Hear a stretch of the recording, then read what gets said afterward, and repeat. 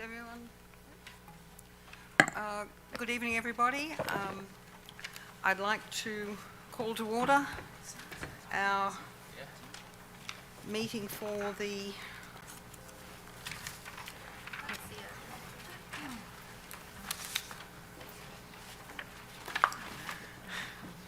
Thank you. No, that's okay. My bad. Thank you. Okay. I'd like to call to order the December 13, 2022 Operations Committee meeting, and we'll stand for the Pledge of Allegiance. I pledge allegiance To the flag of the United States of America and to the republic for which it stands, one nation, under God, indivisible, with liberty and justice for all. Thank you. Roll calls, please, Ms. Orr. Mrs. Chesak? Present. Mrs. Cleary? Present. Ms. Cruz? Present. Ms. Fox? Present. Ms. Gilmartin? Present. Mr. Holmes? Present. Mr. McAnder? Present. Mrs. Yanni? Present. Ms. Hume? Present. 9 present. Thank you. I'd now like to turn this meeting over to Director Cleary, who's Chair of the Operations Committee, for a discussion on further options to the reconfiguration plan. Okay, and we'll start this meeting. Is Mr. DeLuca, are you ready with the presentation, concept? Are you ready? Yes. Okay, we're going to start with the presentation. Director Cleary, can I just chime in before he begins? Absolutely. Good evening, everyone. As everyone is aware, the board had requested some additional options, which are what we will present tonight.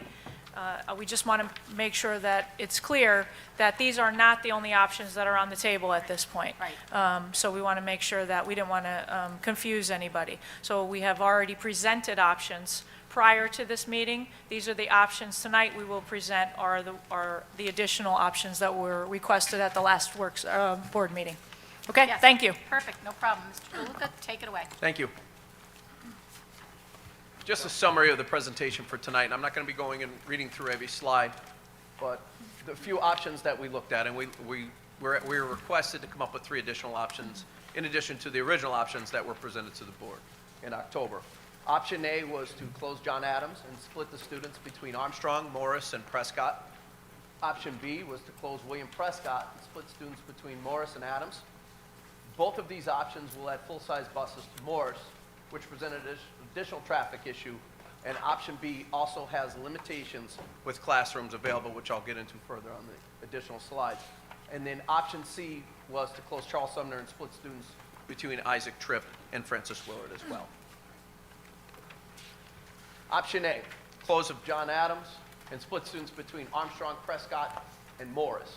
We looked at moving 91 students to Armstrong and 2 buses to Armstrong. Currently, there are 5 buses that go to Armstrong, so this would be a total of 7 buses that would attend Armstrong with this move.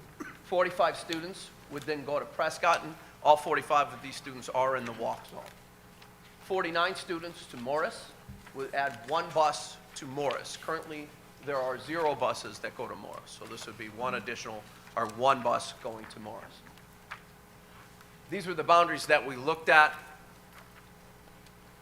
Walnut Street and Jefferson Avenue being the cutoffs. This side of Walnut Street, I'm sorry, it's kind of hard to see my pointer. These students here would all go to Armstrong. These students above Walnut Street would go to Morris, and these students would go to Prescott.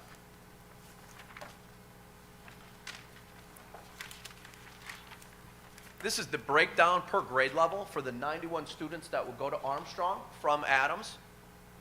The average class size, will give you the classrooms that are needed in the average class size on the right here. This would increase the capacity at Armstrong to 69.6%. This would require 26 classrooms. Currently, Armstrong has 31, so this option would fit. 45 students to Prescott from John Adams. This would increase the capacity at Prescott to 93.7%. We're looking at a total projected enrollment of 281 with a capacity at Prescott of 300 students. And the average class sizes are there as well as with the classrooms needed. This option would need 14 classrooms. Currently, Prescott has 15 total classrooms. 49 students to Morris from Adams. This increases Morris capacity to 61.8% with a projected enrollment of 278 students and a capacity of 450. This would need 14 classrooms, and currently Morris has 18 classrooms available. This is the cost added and the cost reduction. Looking at additional cost for one bus that's going to Morris, and the cost would be $76,230. Again, this doesn't include the offset of the approximate average of 34% for the state reimbursement. There's already 2 existing buses that go to Adams, so these buses would then just be transferring students to Armstrong. So we're not adding additional buses. Cost reduction, and we talked about this earlier in the presentation, looking at, it would be minimal until the building is sold. Once sold, it's based $24,989 based on the yearly 2021 data. And then eventually, if the sale of the building, you would need an appraisal, and you're looking at a capital improvement cost savings of a little over $9 million. Option B, close William Prescott and split students between Adams and Morris.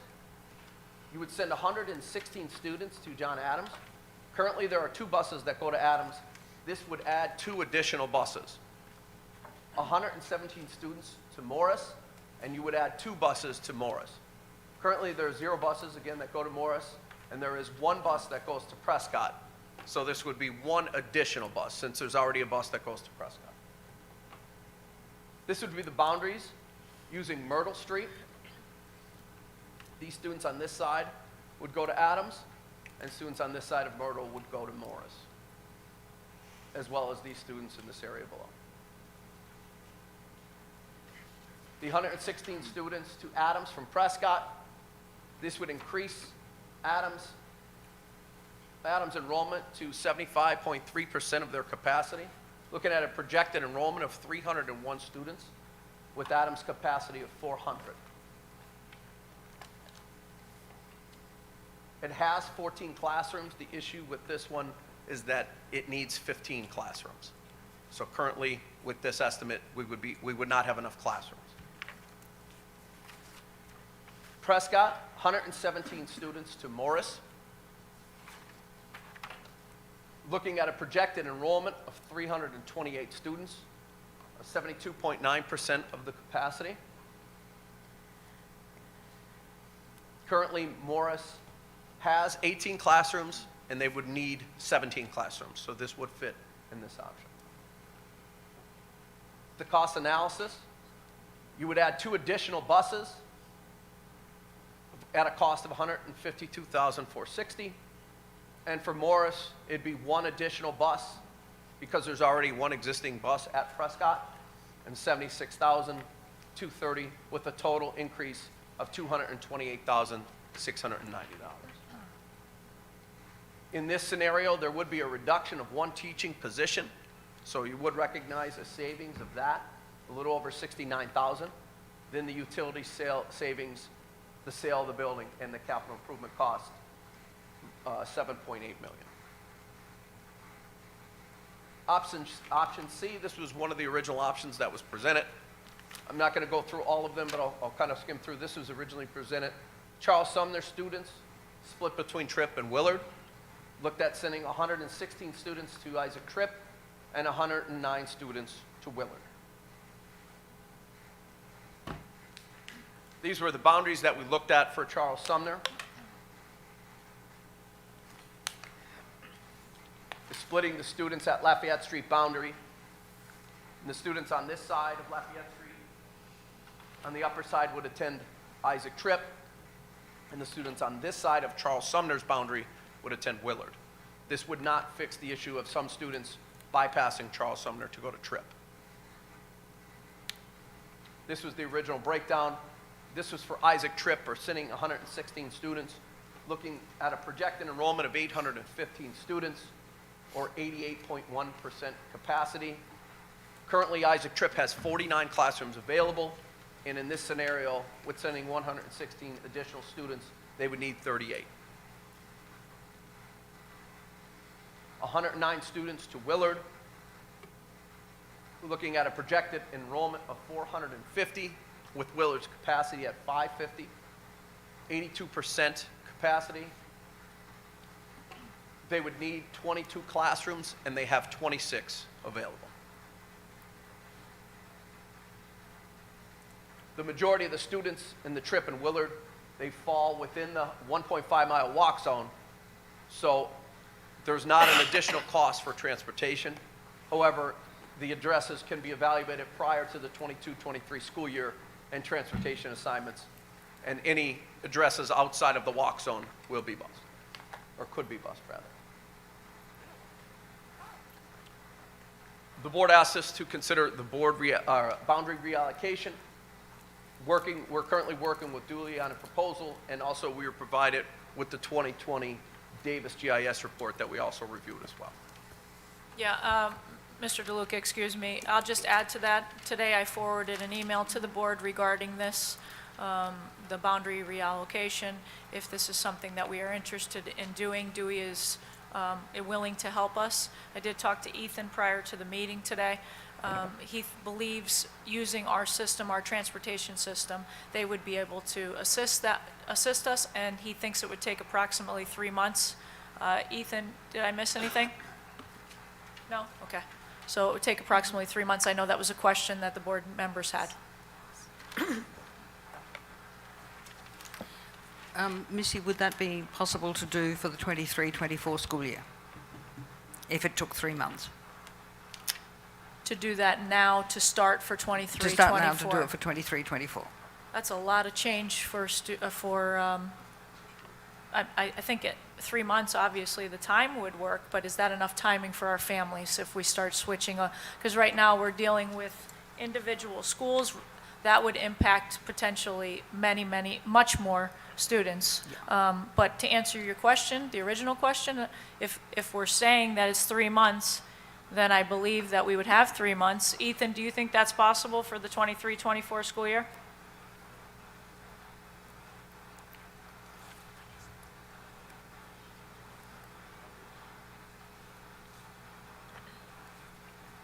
Sorry, you thought I was going to let you stay seated, right? So the thinking from Kim LeBrake, who had met with Yes. school district personnel earlier on this topic, and with TransFinder, the software representatives, felt that 3 months was the time frame to develop and take a look and produce a study. So that could wrap up around March. How that would get implemented in time for the School year. the fall school year, I don't have the answers to that. Okay. Okay, but theoretically, I'm not saying it, but I'm just saying theoretically it is possible.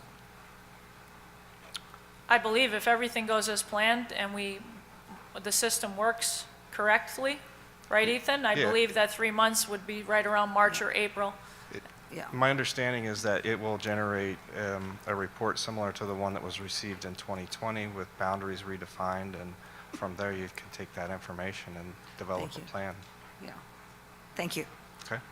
Thanks, Ethan.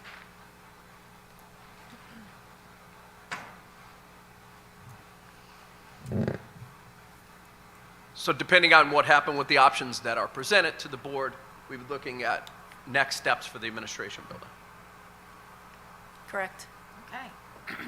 So does anybody have any questions about the presentation for Mr. DeLuca or any other administrator? I think if he could just go over this one last slide, just to reiterate. Okay, Yeah. I can't see what, Sorry. I can't see it, sorry. Just the reminder of, I could take it from here, Mr. Sure. Luca. No Just problem. the public hearing, and the date that we were looking at, if we are moving forward, is January 4th, and then the timeline, possibly a board meeting for approval in April, and then the notification. Now, do we just have, and I haven't been through this, so do we just have the one meeting, or are there several meetings between January and April? No, by law, we have to do the one hearing, Just the one, okay, I just wasn't sure. Okay, thank you. correct? Correct. All right. Does anybody have any questions about the current updated reconfiguration plan at this time? Any of the board members or administrators? I do. Just wondering, Mr. DeLuca, have we reached out to the city, and where are we with speaking with them and working with them in their plan, in their economic growth plan, as we had spoke about the last board meeting? I have. I actually had a Zoom meeting with it's Cipriani. And we met to talk about the plan. And she also just this morning connected me with someone else from the city as well that they worked with, and they provided me, just this morning, provided me with a lot more data as well. They just gave it to me this morning. Okay. So you haven't had time to go through that? I have and not. Look at, okay.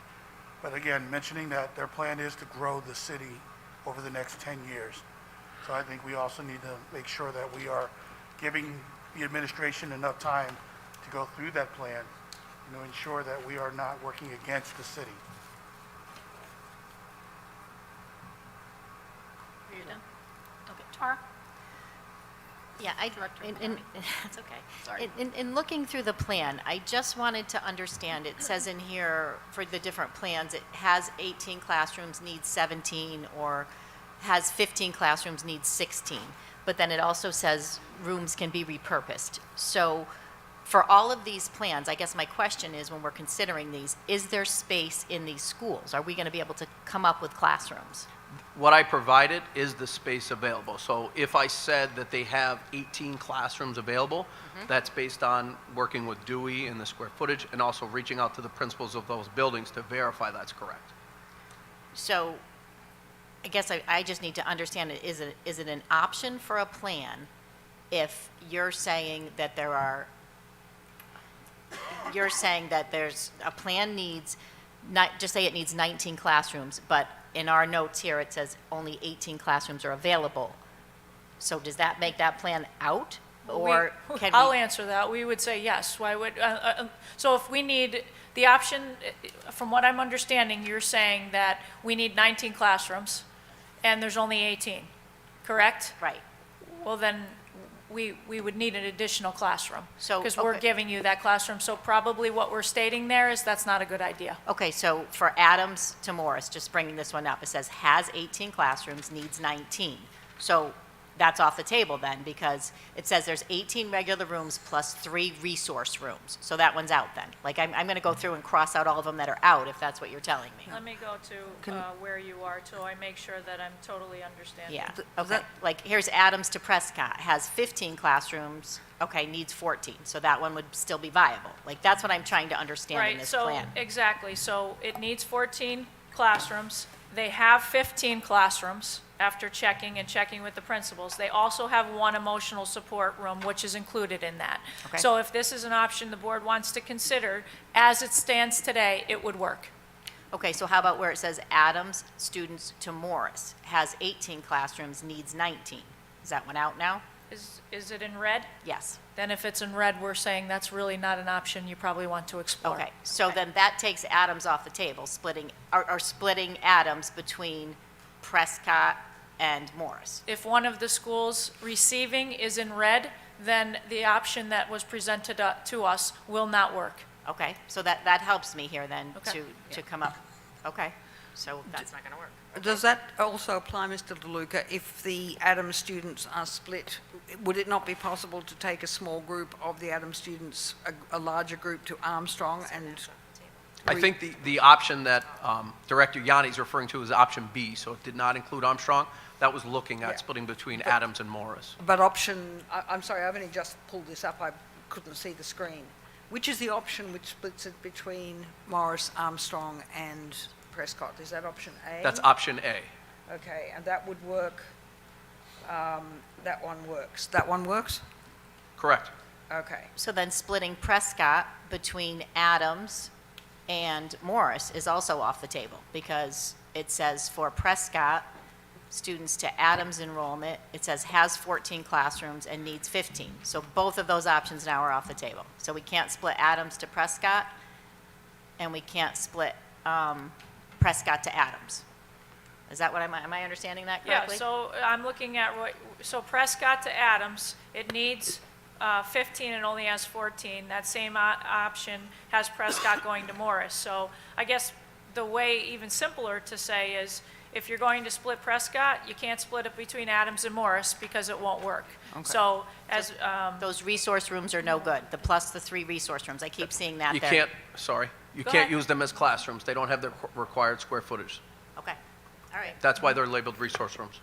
So essentially, Mr. DeLuca, The option that takes Adams students solely to Prescott and Morris is off the table.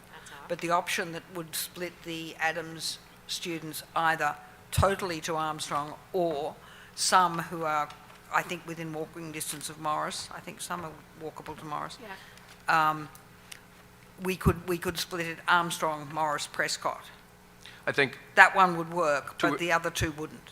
to answer your question, I think that would be for the board to decide, but what I presented was to show you that it did not fit, so that would be up to you to decide. No, I'm sorry, which one doesn't fit? Going Morris, Armstrong? The splitting the correct into Morris from Prescott. No, sorry, yes, I'm talking Adams, I'm sorry, my bad. But we could, so taking Prescott will not fit into the two existing schools. We'd have to find a different solution. That one will not work because it would crowd Armstrong and Yes. crowd Yes. Adams. Okay. Correct. With Adams, we could take some students to Prescott who live within walking distance of Prescott. We could take some students to Morris, and we could take other students to Armstrong, and that would fit well. Yes. Yes. That was the first Thank you. option. Correct. Yeah, I Adams just to wanted to- Armstrong, Adams to Prescott, and Adams to Morris. The three-way split does work. Thank you. That was just what I was concerned about. So Director Cruz and I were just looking at this. So back to the Prescott, moving to Adams and Morris.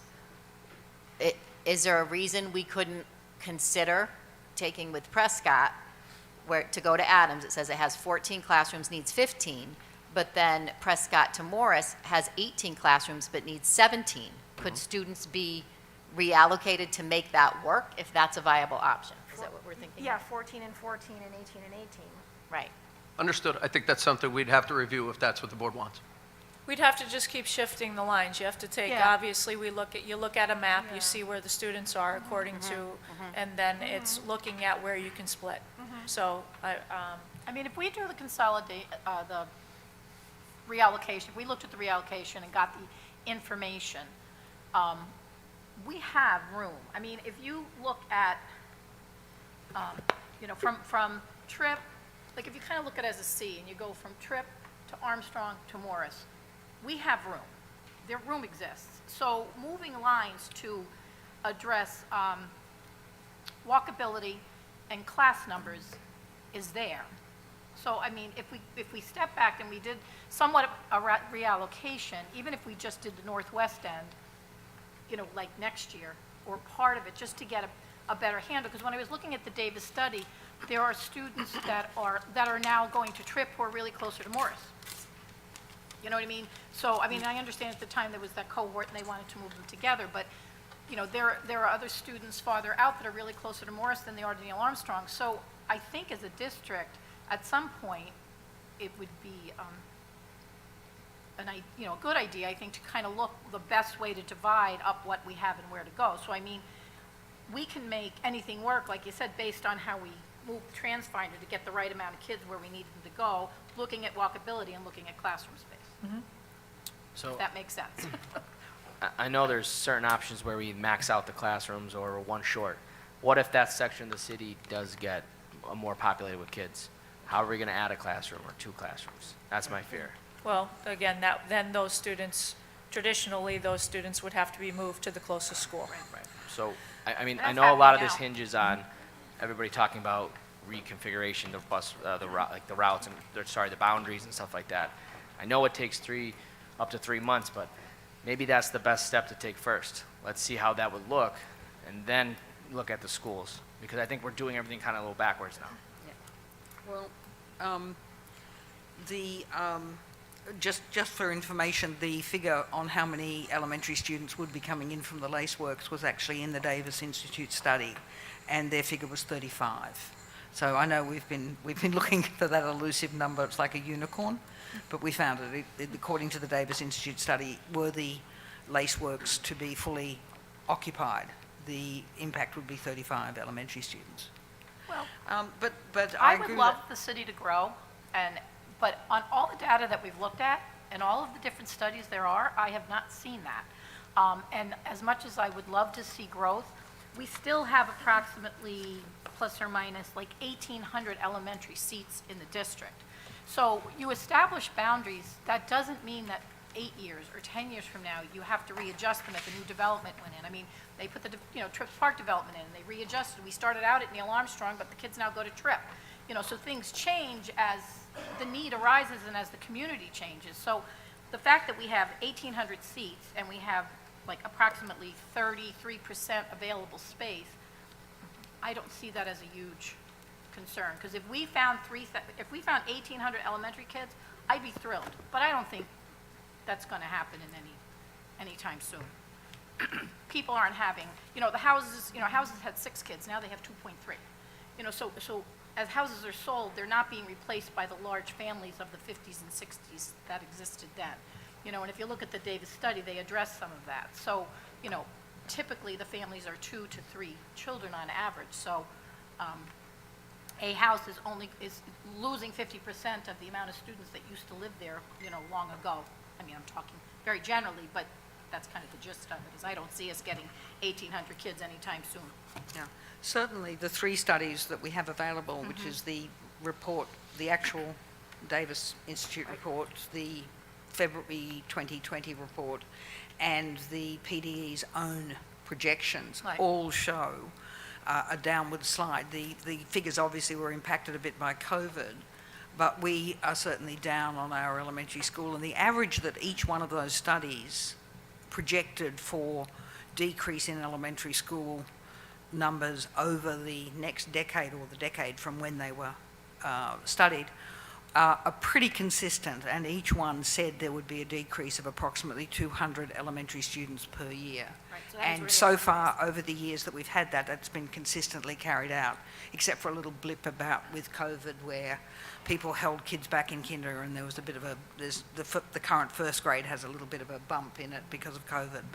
But consistently, they all projected a drop of about 200 students, and they've been borne out. And, okay, again, without beating a drum, I was sitting at the Scranton Chamber of Commerce meeting today, and the talk was, how do we grow this city? How do we bring people to the city? And I directed them to contact you and to contact the mayor. So I understand what you're saying the numbers are today. And again, as I said before, we are temporary custodians, and I understand we are at lower numbers. What happens if there is this explosion and we are not able to meet the city where they're at? Then we are going back to taxpayers, telling them that we're going to have to raise taxes because we're going to have to hurry up and build them a school because the previous board did not plan. So I understand everything that you're saying in numbers. I comprehend that. But I also understand if the city and the chamber are both trying to figure out ways to grow this city, I think we might want to listen to that and ensure that we aren't working against them. Okay. Again, not today, meet them where they're going to be. And guess- real quick, I did have one question in regards to Isaac Tripp. I heard how many classrooms are available. Is that taking away the arts classrooms and the small instruction classrooms, or is that just standard classrooms? It's standard classrooms. Okay, so we're not losing any of the arts? No, that includes all of the classrooms available in the building. So if they were the required square footage, that was the total number of classrooms that we looked at. Right, so again, so does that mean classroom, art classroom, classroom? Are we going to be losing the classroom, art classrooms? Are they going to be repurposed? Yeah, Director Holmes, to answer honestly, yes, that could mean that the art teacher may have to be on a cart. Yes, correct. Correct, yes. So I guess my concern, sorry, so I know like we're saying about the capacity in the schools and everything like that. I'm concerned with the snowball effect. So if we close another school, we're going to lose more students, and that's going to cause more capacity in our buildings. We're going to close a building, move those students elsewhere. Those families might not be happy with that school. They might transfer to another school that's either private or a charter school. They might even leave the city, which is going to hurt the city, actually. And then also the district loses money for all of those students that transfer or move away. So like I'm looking at it like, we're going to close a school, and I'm thinking about the amount of students that from Bancroft to Tripp that actually left the district or moved away. So looking at it like that, I think it's going to be a snowball effect that we're going to lose students, they're going to move out of the city. then we're going to have to close more and more schools for capacity reasons. So Do you have a that's number my on that? concern. Do you have a number on that? How many we lost from Bancroft to Trip? You're asking me? Yeah, well, you stated I've that heard we from lost them. parents just that I know So we don't know from if it's last 5 or year. 10 or 2. I mean, one student's too many, you know, too much to lose. That's how I feel. I mean, we're losing a student for a reason. I think we have to look at why people are leaving the district. That's, you know, it could be 1, it could be 10, it should be 0. That brings up a good point. I think maybe if we can ask for that number to see if that is available. Today, I was also at a chamber meeting, and I overheard someone saying that their child left prep to come to Scranton High School, so, because it just didn't fit right for them. So I'm sure it happens all over the district, in all different schools, all different scenarios for different reasons. We could always lose or gain students for different reasons, so we do have to take that into effect. But that was a story that I heard today, that we regained one of our students from prep, so I'm sure it happens across the district. I believe, Director Cleary, you brought up some very good points about the numbers. I didn't think of things that way, especially, I guess, being younger myself. I have 2 children. My dad was one of 11, so I definitely understand the changes in households and everything such as that. And I do think, I really appreciate the information you bring forward, like the numbers of 1,800 seats is significant. So we can all, I think we should, as elected officials, work with the city to grow the city. And I think with all of us, no matter what we do, we're not going to fill 1,800 seats. That might combat the 200 that Director Hume was talking about, that we might see in a decrease to hopefully level things out a little bit so we don't actually see a decrease too much. But to see an increase of that significant amount would be record-breaking for sure. So thank you for providing that insight. Thank you. Any other comments, thoughts, questions? Okay.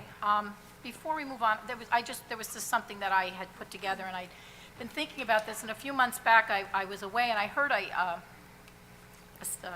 quote. And as soon as I heard the quote, I thought to myself, well, this reminds me of what we're going through right now with the reconsolidation and the recovery plan, and it was, hope is not a strategy. And for decades, the Scranton School District has hoped. They hoped that more money would come.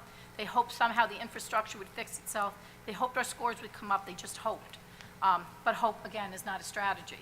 But we have a strategy. In the last 3 years, we've been working on this school district recovery plan, and we've made great progress, and we've talked about that at a lot of the board meetings. And this has guided us to make very hard, brave, and difficult decisions. I know for all of us, I mean, I know myself, I've spent hours and sleepless nights tossing and turning about these decisions. But the district is not only important for Scranton, but the surrounding area as well. We are the epicenter, the city, the hospitals, the colleges, the state and federal government. People can move out of the city, but that does not change the fact that we are vital and we are important. As the community knows, we need to consider school consolidation as the last leg of the recovery plan, and we are almost there. So at this time, I'm going to pass it over to President Hume for her Thank you. duties. Okay, thank you. Probably I have bored the city, my colleagues, and everybody else to death with my opinion on this matter. Too much data is a dangerous thing, but I do believe in making data-driven decisions. I also believe that as a board, we committed to follow the recovery plan. The recovery plan calls to reduce our footprint. And so that would do it. Now, in order to move forward practically, Attorney Freund, I intend to proceed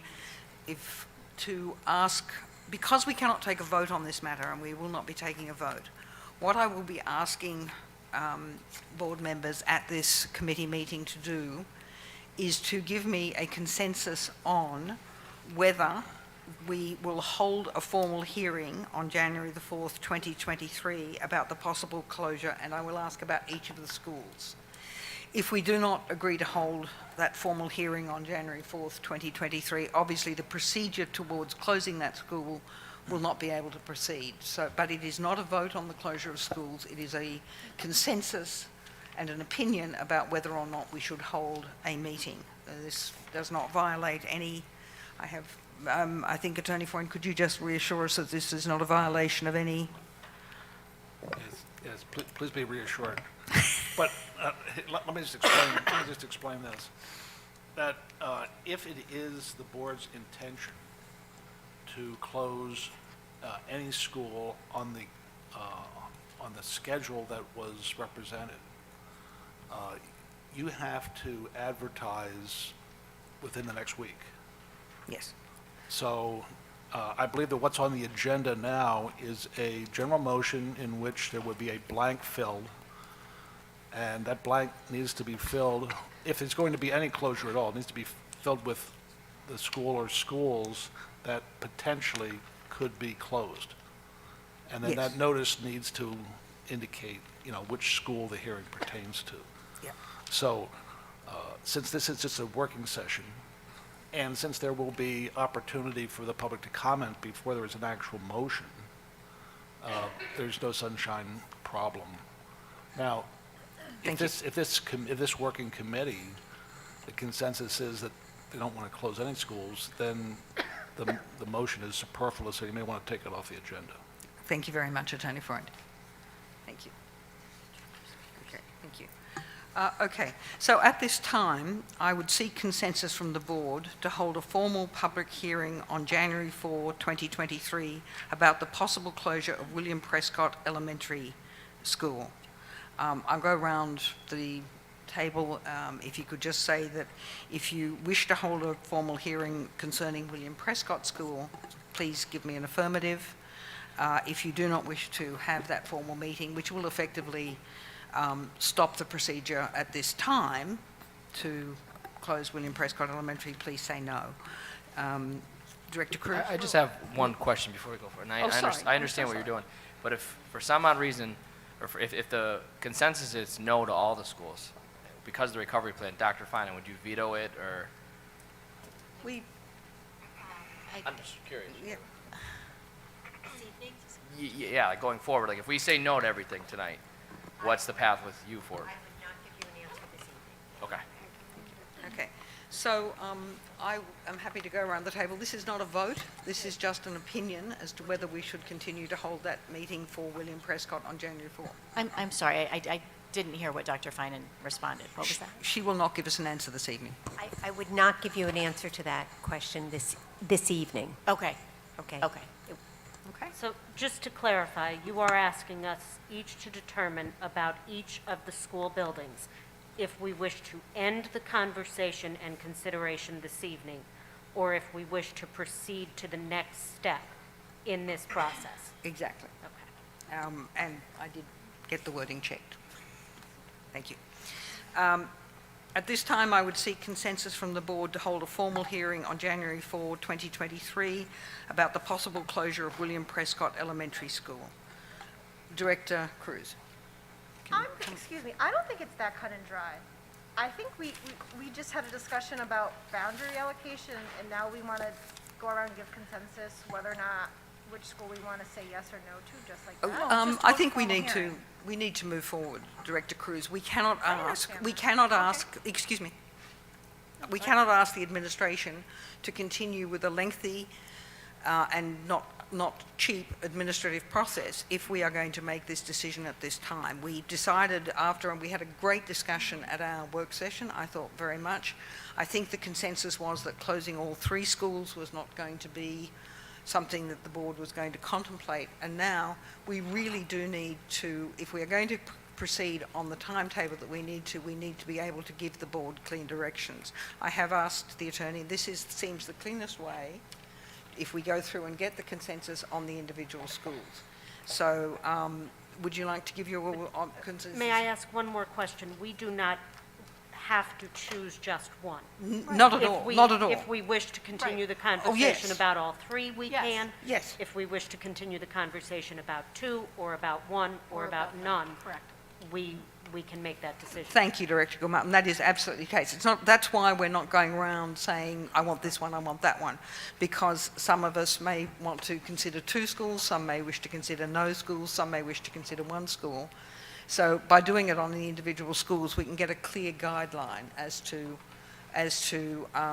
what we can do. It would be, I think, fiscally irresponsible and morally irresponsible to ask the district to work hard on administration that we know as a board will not be successful. We have a lot to do. Okay, so Director Cruz about William Prescott. Yes. Yes. Ginny, you're taking this, thank you. Director Yanni on Prescott. So, as Director Cleary said, there's a lot of data here, and we've all had a lot of sleepless nights analyzing this. So, in my analysis, and in reviewing all of this, I only see us moving forward if we consider closing Prescott. So I just want to go on the record, that's the only school that I Okay. feel I could further consider. Well, I appreciate that. I really would prefer if we could just keep our answers to the school that's under consideration, because we want to have an even playing field. It's like the World Cup, we're having an even playing field. Director Fox. Forgive me for another interruption, but we usually, I realize this is not a formal vote, we usually do go through this alphabetically in rotating order. Is that causing any kind of confusion? I understand this isn't a formal vote. That's right, it's a consensus, and I'm quite deliberately not Okay. doing it as That's that, so fine. that I it just want to cannot- clarify. So that I was doing it that way so that it could not be confused with a formal vote. Right. And that's why I'm also asking Thank you. Mrs. Orr not to do it. We are taking a consensus, not a vote. Thank you. Okay. Director Fox.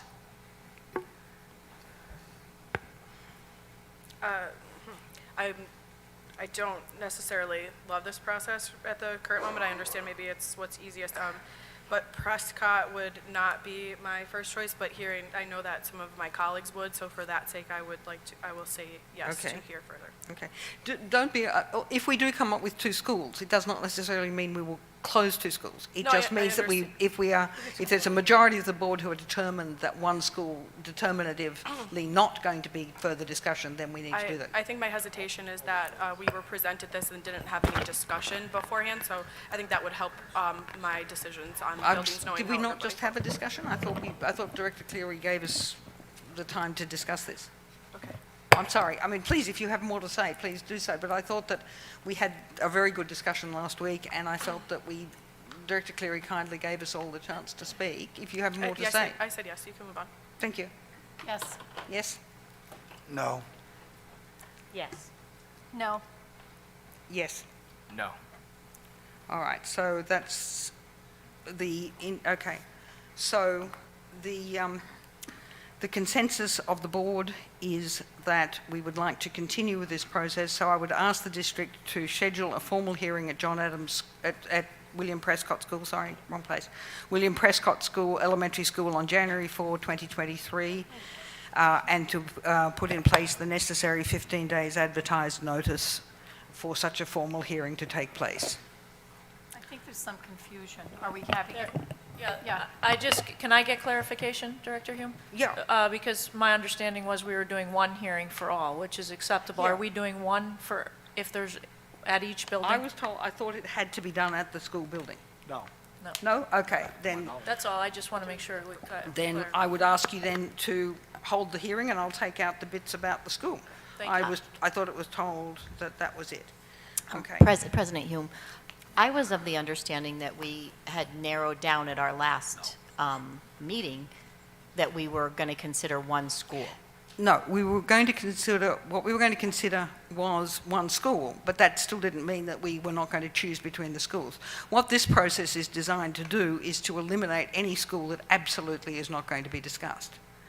If people... What I'd like to do then is gather, I guess, all of the options and then have the board decide, is there one school that we want to put forth for the January 4th hearing? Am I misunderstanding? That was the that? process that was going to continue after this. We did rather truncate our executive session because we were running a bit over. We're going to seek a consensus on all three schools. If it comes down to the three schools, then we may wish to narrow it down further.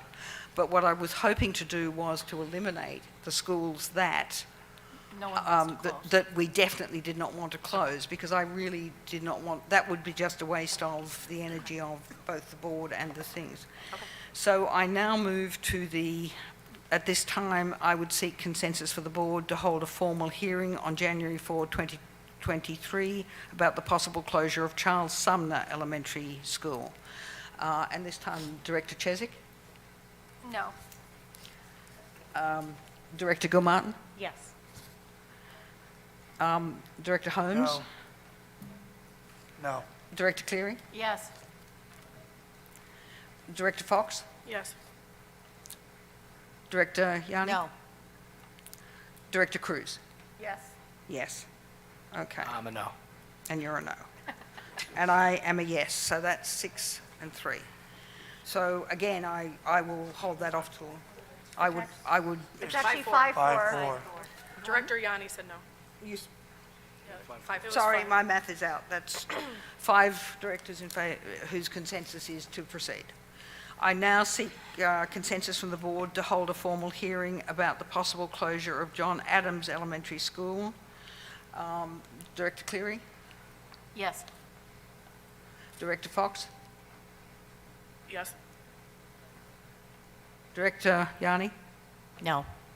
Director Cruz? No. Director Holmes? No. Director Gilmartin? Not at this time. Okay. Director Chesak? No.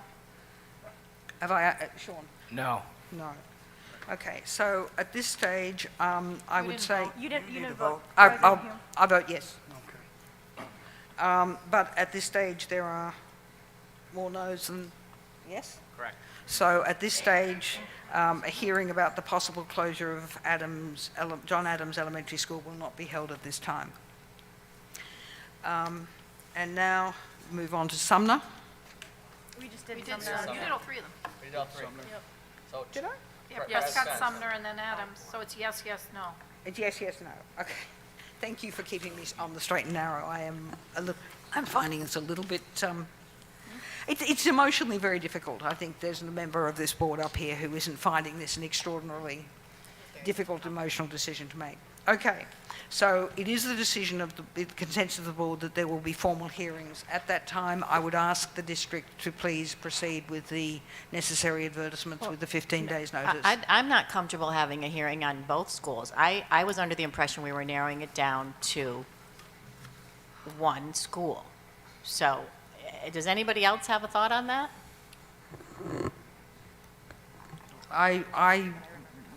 I feel quite comfortable having a decision. Well, I guess I'd like the other director's opinion. Do we want to have a hearing on both schools or one?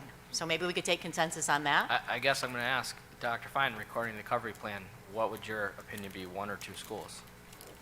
I believe at the last work session, I said at least start with one.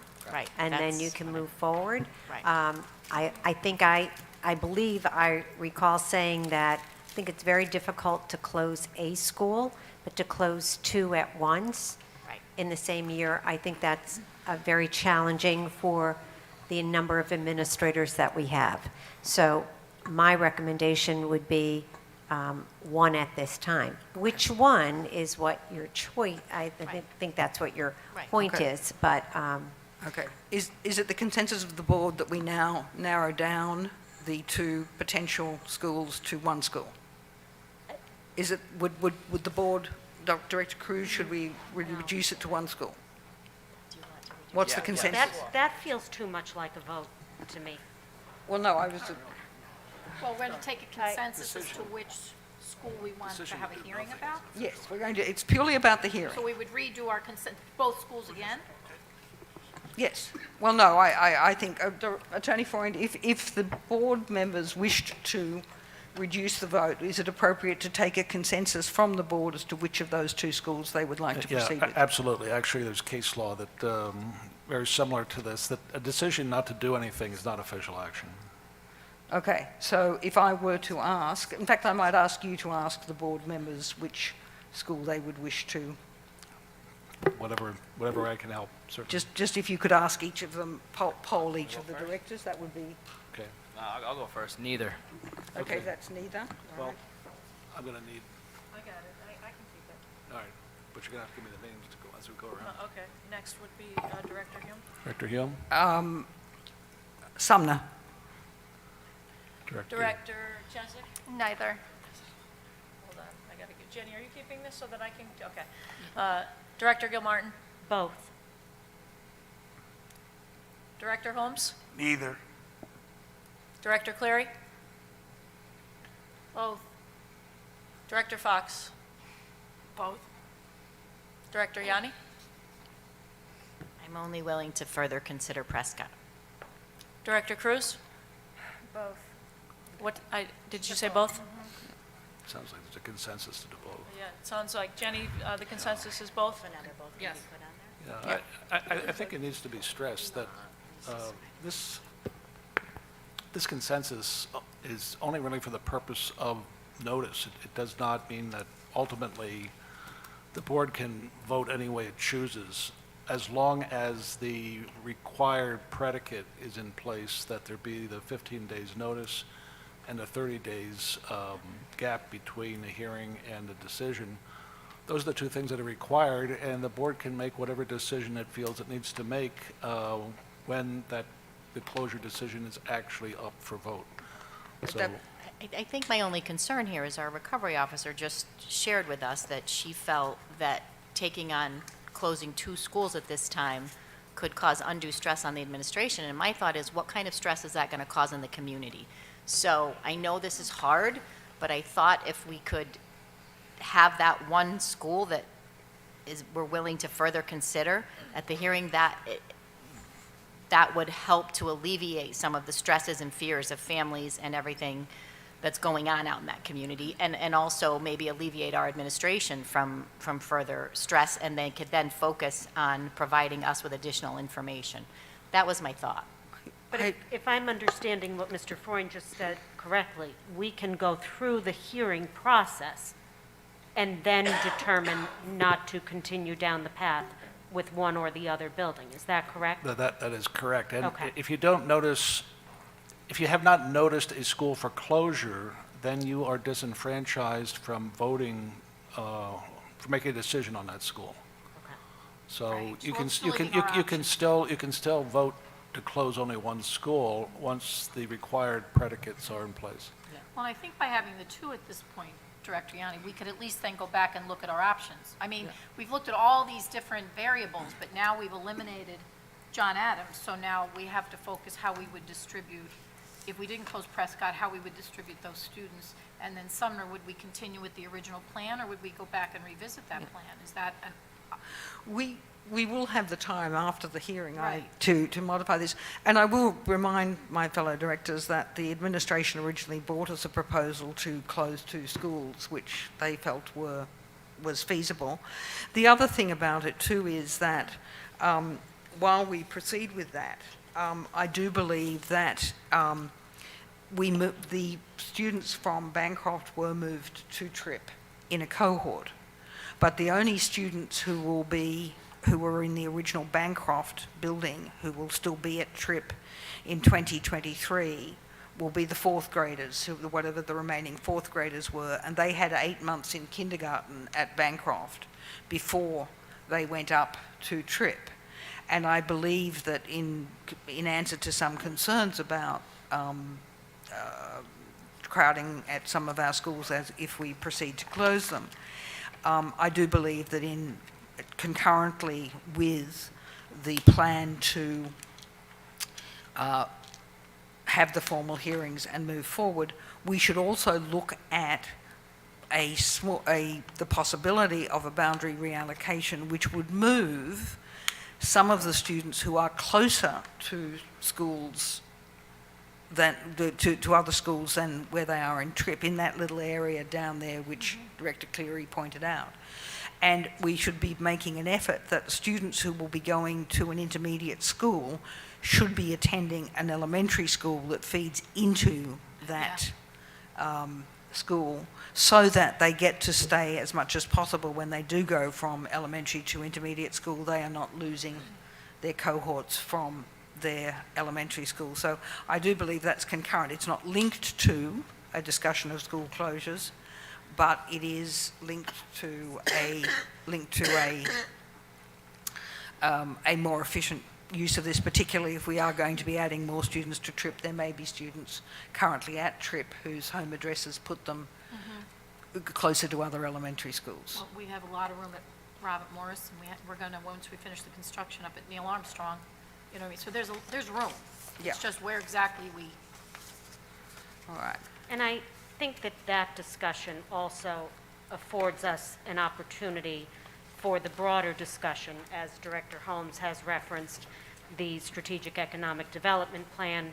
As a member of that steering committee, I shared with you all in the packet that I did reach out to that group, and they stand ready to communicate with us, meet with us, and I think we have an opportunity as we are, I think many of us feel that doing nothing at this moment is not an option, but then taking the opportunity to look at those boundaries and have a more broad discussion about the goals and aspirations of this district and as it folds in to the city's strategic economic development plan is vital.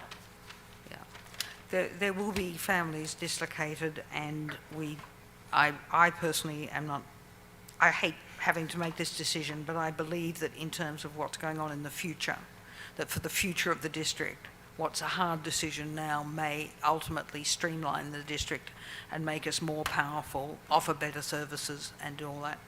So, Director Cleary, have you anything else? No, not at this time. Without objection, I declare the Operations Committee closed. And we will move on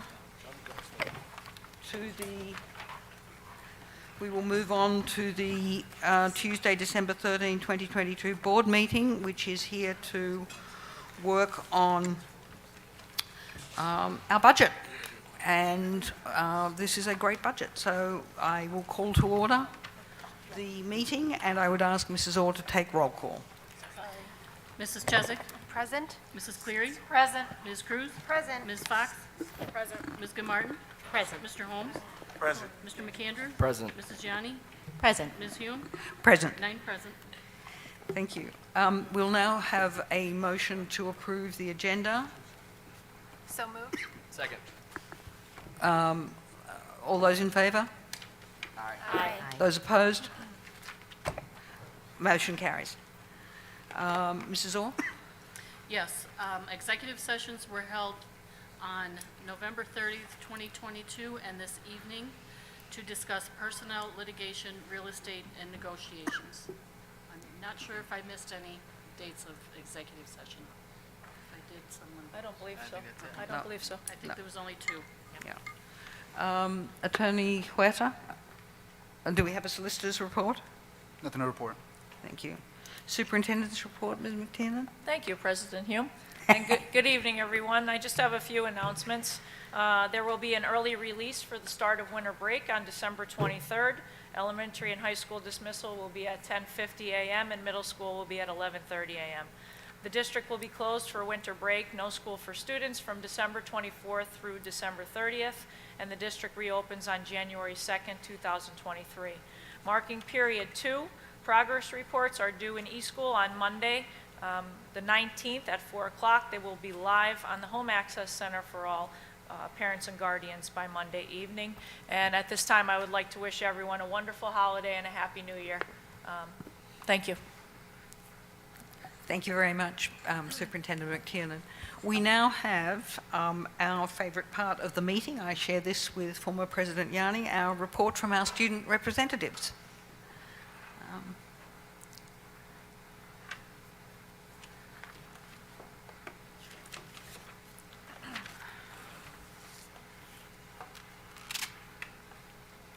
Good evening, everyone. Throughout the month of November and continuing into December, a number of exciting activities are happening within our district. At McNichols Plaza, 2nd and 3rd grade students put on a beautiful, patriotic performance inviting veterans and their family in honor of Veterans Day. Kindergarten hosted a Friendsgiving feast, and Mrs. Doherty's class churned their own butter. The 4th grade zoomed in with 4th grade students at Lake Wallenpaupack. Students played 20 questions. Each class chose an animal to research, and the other class asked questions to determine the animal the other school selected. For the November PBIS blowout, McNichols Plaza hosted a Thanksgiving Day parade. Students created characters with balloons and paraded around the school. The STEM Academy has partnered with the Pennsylvania Society for Biomedical Research to conduct a 4-week long experiment about nutrition and how it affects health using 4 lab rats. Students will feed 2 of the rats sugar water while the other 2 get milk. They will weigh, measure, and observe their behavior to see how sugary beverages affect mice will become the newest members of the STEM Academy. At Scranton High School, the Feed a Friend food drive was super successful. Students collected numerous boxes of non-perishables and also raised $286 for the United Neighbor Centers. Scranton is also holding a Toys for Tot drive and will hold a bake sale. All the proceeds will go to Toys for Tots. The Night Rhythms recorded at Scranton Times for rebroadcast on 92.1 FM. They have also kept busy performing 4 nights in the past 2 weeks for community organizations and the winter concert held last Thursday. WNEP recorded a full-hour concert for rebroadcast twice Christmas morning. Lastly, Scranton is hosting another blood drive on January 27th from 1 to 6 p.m. All the board members are encouraged to donate. Thank you for your time and happy holidays. Thanks, Jeannie.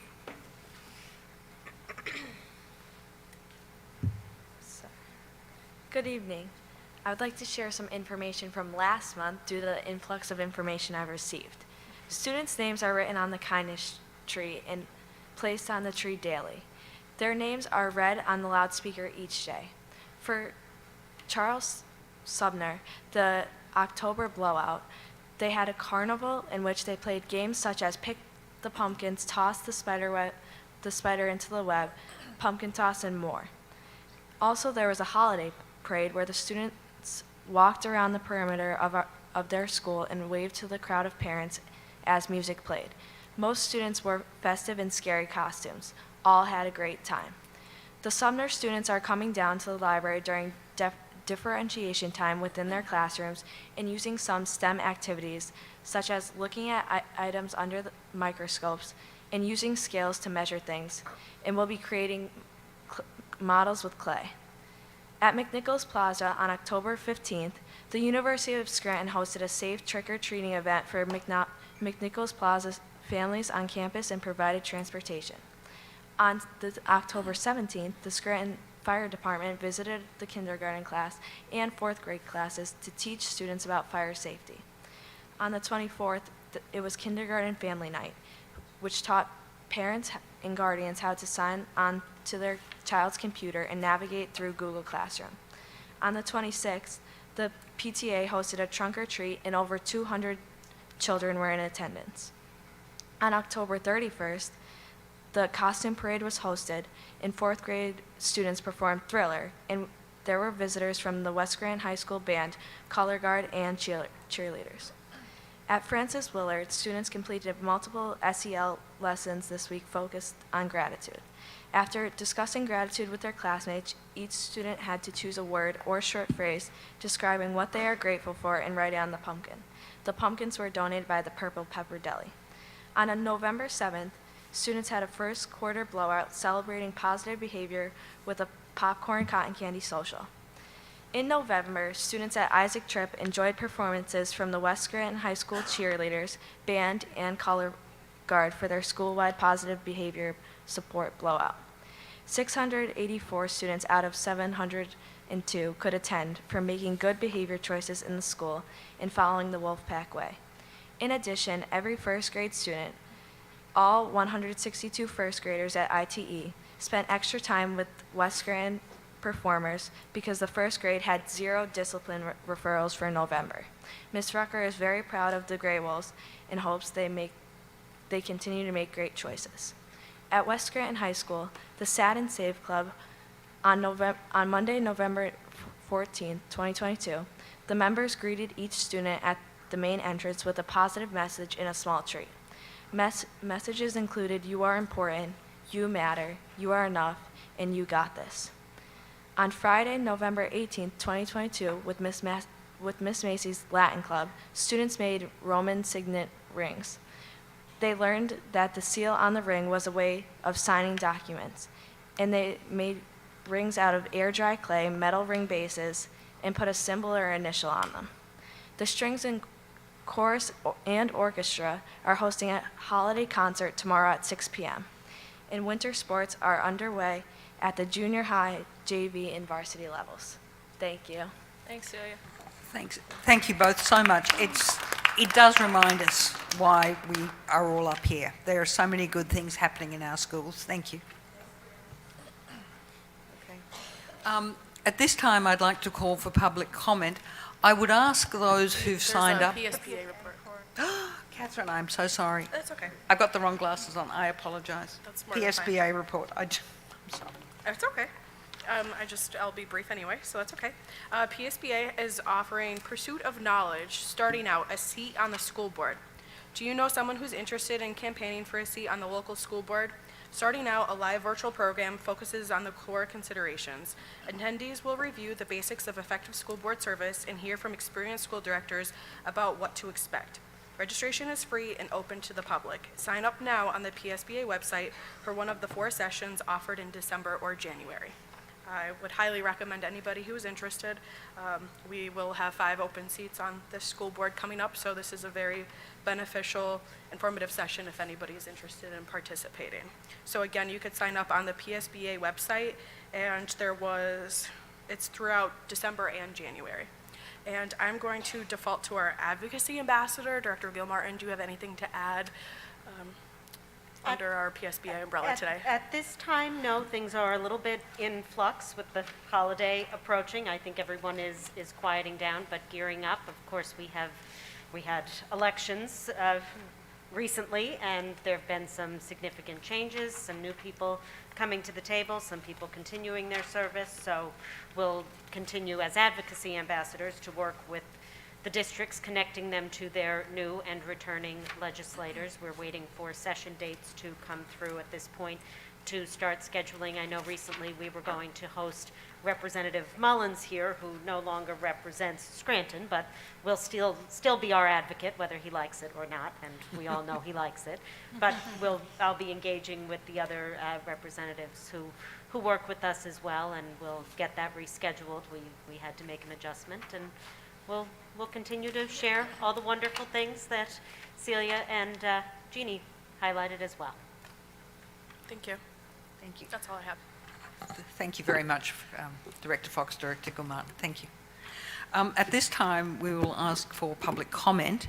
I would request that those who have signed up to give public comment at this time move to the front of the auditorium so that we can move this process through as positively as possible. If people could come down rather than waiting in their seats. And I would call first Ms. Vivian Williams.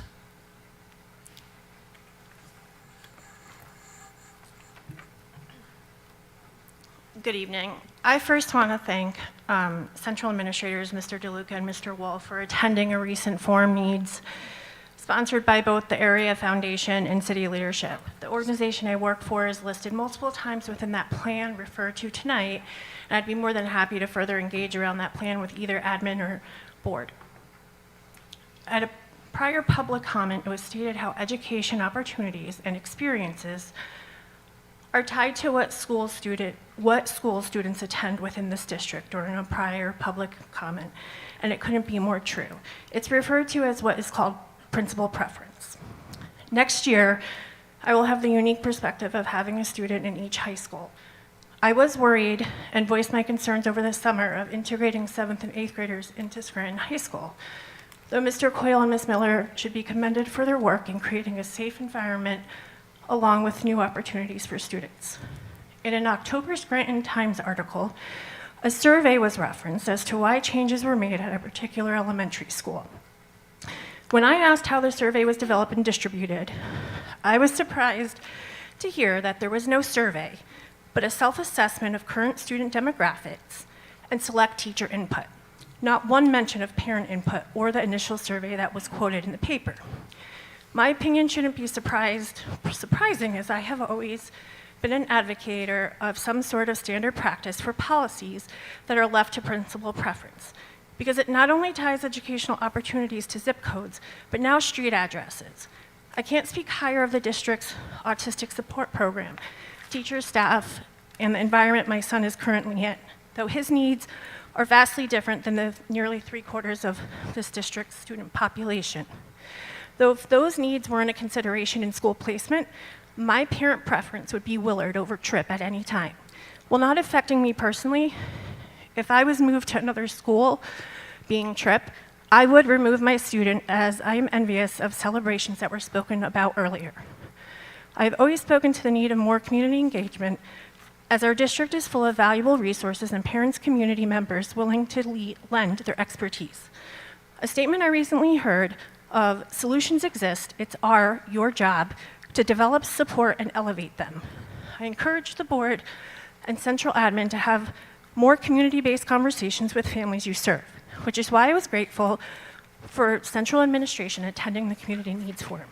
We need to stop asking what hypothetically works and ask and communicate with district's families, as so much as the recently updated website went live without any communication to families, no calendar updates were made, no sporting events were able to be recorded, and some subpages are still in Latin template form. I urge you all to engage with parents and the community more. Thank you. Thank you very much, Ms. Williams. I ask the indulgence of everyone here. I completely forgot to read the second part of the public comment. This is my first meeting. I am very nervous. At this time, the board welcomes public comment. Each speaker will be allowed 3 minutes to speak. Union presidents will be allowed 4 minutes. I do apologise for that. Our next speaker is Tim Schwartz.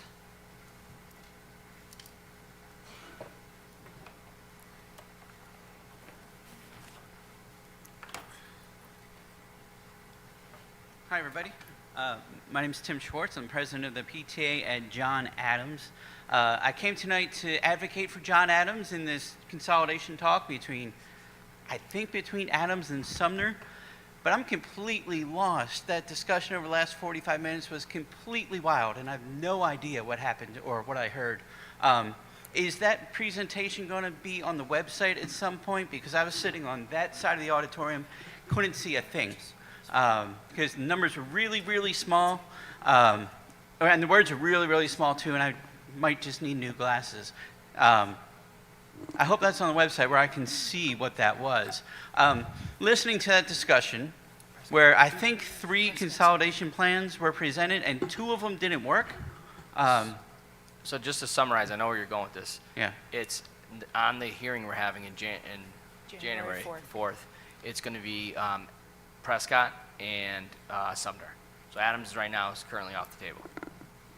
I didn't get that. I didn't wondered, get that Tim. at all.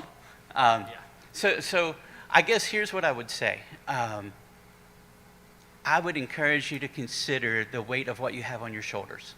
I would encourage you that the numbers on the papers that you have in front of you or whatever is in those plans aren't numbers, they're children. Children who have families behind them. Families that are struggling. We all know the number of students in this school district who live below the poverty level. They have families that are struggling behind them, and those families that are struggling are parts of neighborhoods that are also struggling. I came here thinking that, I don't really want to advocate for John Adams, saying keep John Adams open and just close Sumner, because Sumner has kids in there that are people, part of families that are people, that are struggling. And when families struggle, neighborhoods struggle. When neighborhoods struggle, cities struggle. And I agree with Director Holmes that you need to be working with the city. This is an issue for the city. So I would ask you to consider the weight that you have on your shoulders. It's not just closing a school. It's not the finances on the papers in front of you. It's not the capacity of each classroom. It's hundreds of students and hundreds of families on your shoulders when you're making decisions for. You can't just rely on those numbers in front of you, that they're people and children who need the best, the very best chances in order to succeed, in order to grow, in order to learn, in order to move this city forward in the next 10 years. I want you to remember that it's not just the papers, the numbers on the papers in front of you. It's people, families, children who need to grow. I think that's all I want to say right now. I'll ask some questions, though. With closing Bancroft... Thank you for your public comment. Thank you for your comment. Thank you for your comment, Mr. Okay, Schwartz. and the administration building, is that enough or not enough? Thank you. And I'll save other questions for later, I guess.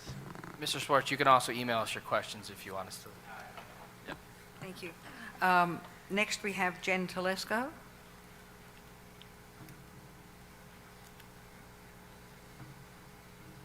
I teach first grade. I have to walk fast.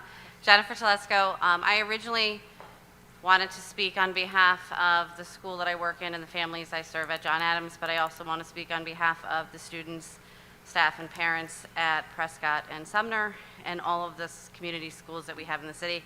I'd like to reiterate the importance of the words my friend Mr. Schwartz spoke regarding the families and the needs of our families in the district, and to look at the information presented in front of you as not just numbers, but as the people, the families that you serve. I'm encouraged by the fact that some of the board members have reached out to the city and are working with the city to address the optimism that the city has to grow and to bring more people into the city as opposed to pushing them away. And as personally, the projection for the city and the population, I think numbers fluctuate, and I think they're also looking at national trends, but I think a large portion of it has to do with getting more people and families to want to come and live in Scranton instead of leaving the city because of the unpopular and devastating decisions that have been made in the past concerning the elimination of preschool, consolidation of other schools, closing of Bancroft, removing related arts, middle school schedules, and a lot of things that I could and have spoken about in past meetings. I would encourage you to revisit and to look at the recovery plan in terms of reducing our footprint and meeting that requirement. Unfortunately, Bancroft was closed. I think that has a large portion that could be attributed to meeting and fulfilling the recovery plan requirement in that aspect. And I'd also ask you to work with such diligence and fast-tracking forwardness at selling the ad building, because I think that, coupled with closing Bancroft, more than fulfills the needs of the recovery plan in terms of our footprint, and then going and looking at redistributing the boundaries and the population throughout the schools to even it out. That's a natural progression, and I think that is doing something, and I would hope that you would move steadfast to sell the administration building to fulfill the recovery plan. That's it. Thank you. Thank you, Ms. Telesco. Next, we have Rosemary Boland.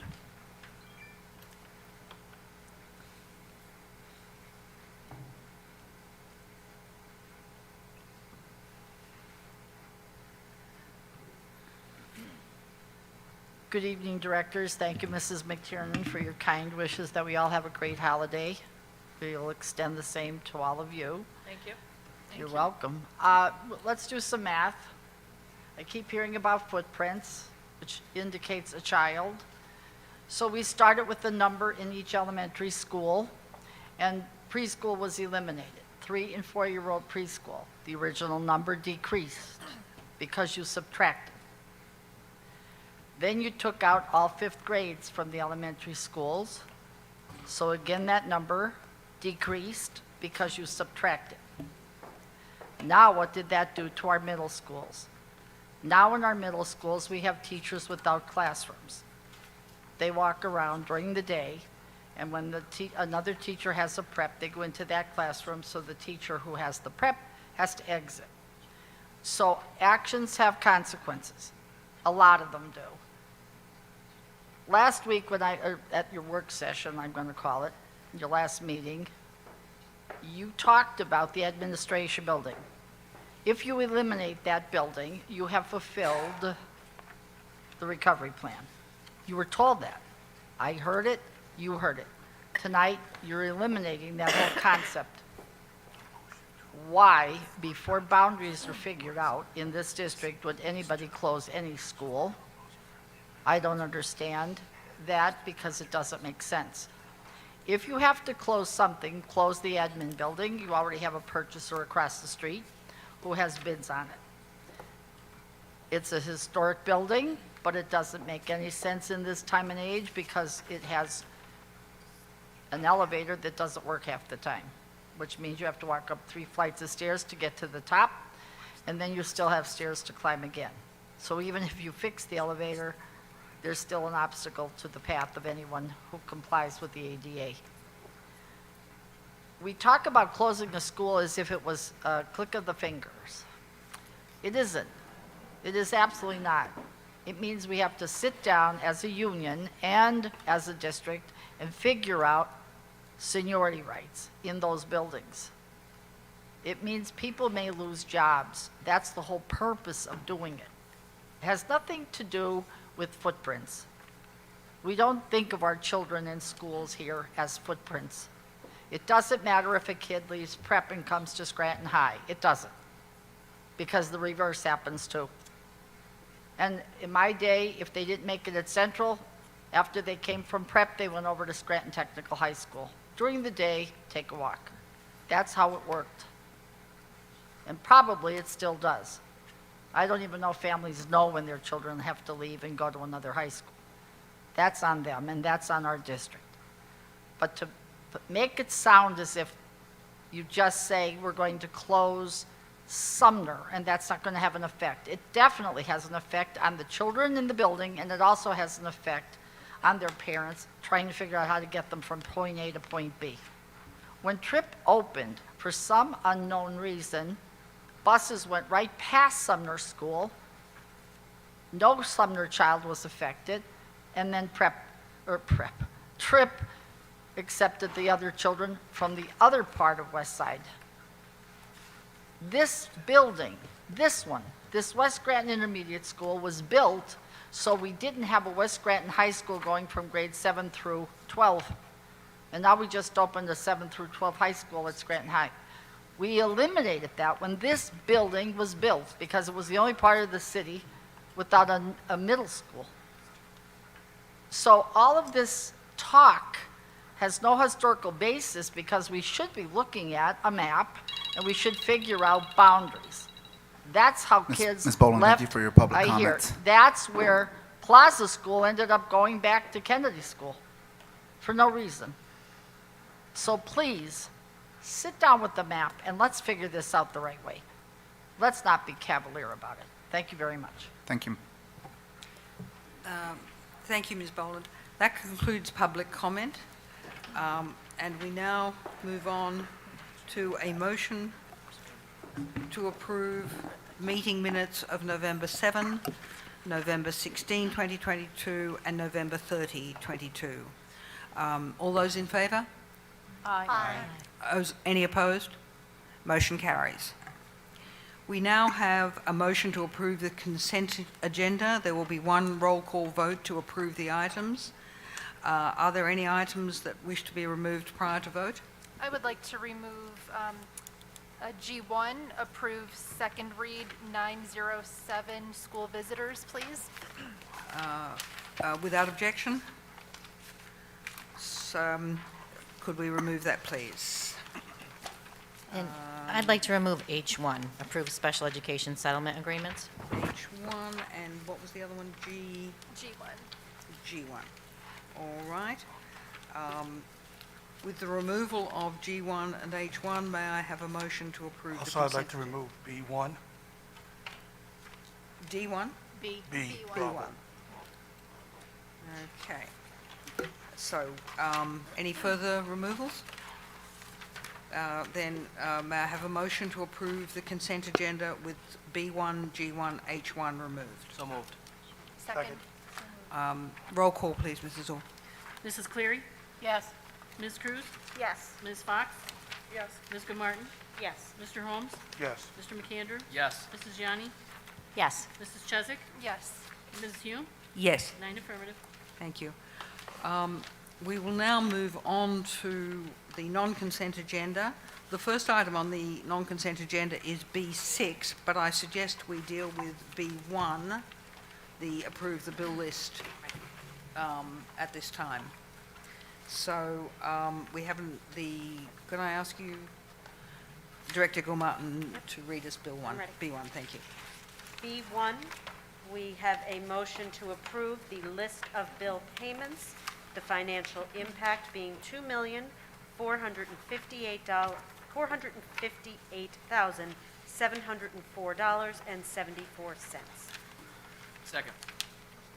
On the question? Yes, I guess when I was looking at the bill list, and forgive me if I have the wrong one, I was concerned with the situs. It's a $15,326.01. And then we have a janitorial supply bill for $82,138.84. I think, number one, I'm kind of confused because I thought they both do the same thing. And two, could we start having a breakdown when we have bills, especially of an $82,000 magnitude, broken down so that we can actually see what it's for? Mr. Lappy? Certainly. I mean, to provide a breakdown, a detailed itemized list of every invoice, I'll have to kind of try to figure out how that is. If you're referring to the Cintas invoice, I did also request some backup information from Mr. Rucker on this as well, because it did seem to be a little high. I believe part of that was the initial front loading of some of the supplies that were related to the startup of the new program, to get all the soap machines, dispensers, paper towel holders, things of that nature included. But if you're requesting specific invoices for Cintas, we can provide those in detailed format. I'm confused because I thought when that discussion happened some months back, I thought we were told that that was being given to us and it was coming to us at no charge as part of their initial setup, if I'm correct. I forget when that discussion happened, but I thought they initially said that there would be no charge for those things when we did ask. I remember that. Didn't that's what they said, no charge. So now we're being charged for those items. That concerns me.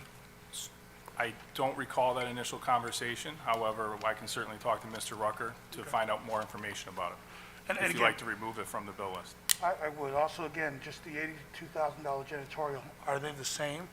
I mean, Cintas provides janitorial stuff also, correct? They do. And I know you're just a bill guy, Yeah. so I'm just asking a question because I'm confused. I see two janitorial providing companies, two separate bills, so I'm concerned. I would have to pull each one in individually, Okay. but it's certainly something that we can do for you. Yeah. I want to make sure that we are not double paying for anything. I'd like to know what we're paying janitorial supplies for. 82,000 is a lot. And again, as you even said, the Cintas bill is high. And if it's for the equipment to put in the buildings, Director Cleary remembers that conversation. So, yeah, I think that's something we need to look into. I So certainly will. would like to table that. So do we need a motion to pull them? I would say, well, Well, no. return to.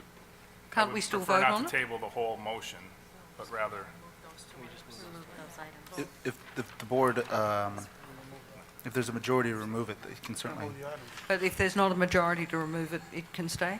Yep. right. Okay, anything further on the question?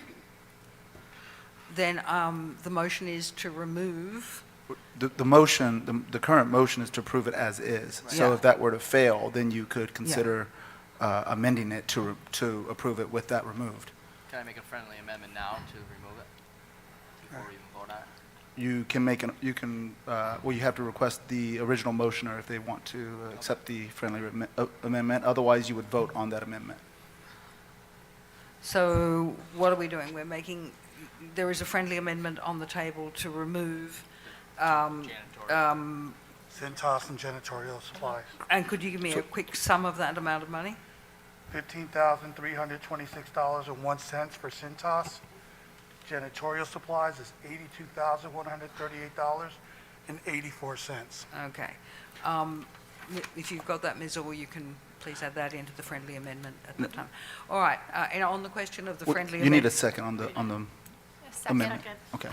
on the question of removing the items under discussion for Cintas and janitorial supplies from the bill list, all those in favour?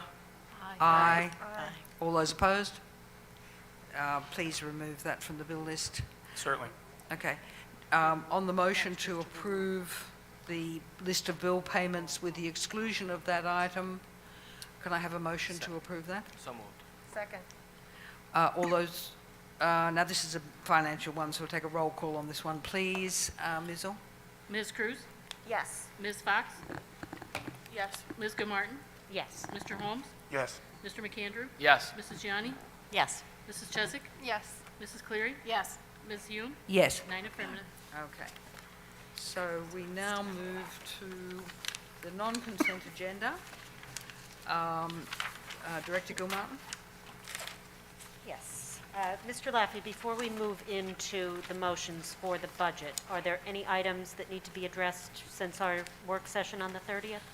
Yeah, I would just like to provide a brief update. On November 30th at the public hearing, we did propose some amendments to the budget, and I'll just go through them briefly as it's not that long.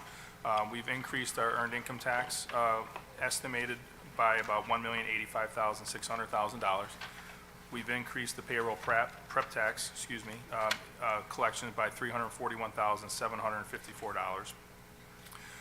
We've noted that there was no financial impact to the budget for '23 if the board so chose to increase the subrate to $125. So while, I think that may require another motion at some point, there is no financial impact that we see to affect the total dollar amount in the budget for that increase. We reduced a line item for contracted professional services related to social workers due to a grant funding. We've added funding related to a work order management system and the OpenGov contract, as well as we discussed on the 30th. And we've adjusted our healthcare estimated expenditures by $273,177 due to some plan designs. So that has all been incorporated into the document for you this evening. Another change that's in the presentation is we provided a estimated results for 2022. We feel, it appears that based on our calculations, we feel there may be a surplus of about $2.3 million, $2,294,966. And in the motion this evening to approve the expenditures, we're also requesting that you commit $2.5 million for future capital projects. We've provided to the board a summary of, I believe it's in your email, related to the RACP award, some of the contingency costs that we anticipate offsetting some of those unbudgeted RACP funding. And with this commitment of $2.5 million, it creates a surplus of about $9,558,867 to use towards additional capital projects. The average capital projects that have been updated by Dewey for the 20% inflation for the 3 schools that were being considered for building reconfiguration is just shy of $9.4 million, $9,367,200. So, by committing those funds for that purpose, I think it allows for potential other capital improvements in the district. Thank you. Sure. Are there any questions? Only congratulations to Mr. Laffey for bringing in a great budget. Thank you. Thanks for everyone's help. Okay. Now we have motion B6, number 1, resolution to file of solicitor number 1, 2023, authorizing the expenditure of $216,506,714 and the commitment of $2.5 million in fund balance for future capital improvements. The financial impact is $216,506,714. Do I have a second? Second. On the question? Yeah, on the question, I know we've been talking about this budget for the last, few months. Tonight for this section B6, I will be voting no. That $2.5 million that we're, going to put aside for capital improvements, I understand. We do have to, update our buildings, but we've been spending tens of millions of dollars doing that. What this budget and this recovery plan doesn't do is, help our taxpayers. We are taxing our people out of here. With the city and the Chamber of Commerce, everybody wants to grow the city. Well, we can't grow it when we get rid of programs like preschool, or we can't grow it when we, keep taxing our families. Nobody's going to want to move here, nobody's going to want to stay here. So I think that $2.5 million could be used, to offset the tax increase, so tonight I'll be voting no for this section. And I have two things to say regarding the budget. The first thing, I always hear about like the hardships going on, especially with inflation, and with the tax increase, I'm not for that. The second is a question for our solicitor regarding the payroll prep tax. I know this has been something that we've been talking about, and with voting on the budget, that would finalize that from my understanding. So I was wondering if there would be any sort of conflict of interest if a board member is a business owner voting on the payroll prep tax, since it specifically impacts business owners from my understanding. No, I mean, there's no direct pecuniary gain to that board member specifically from the payroll prep tax, so Okay. no. I was confused with that, thank you. Mr. Laffey, Dr. Finan, do you wish to expound on the virtues and importance of fund balance? Yes, certainly. I think we've discussed this in the past. Obviously, the establishment of a positive fund balance was a recovery plan initiative. It's also a solid business practice. As we know, approximately 1 month of expenditures for the school district is just about $17 million.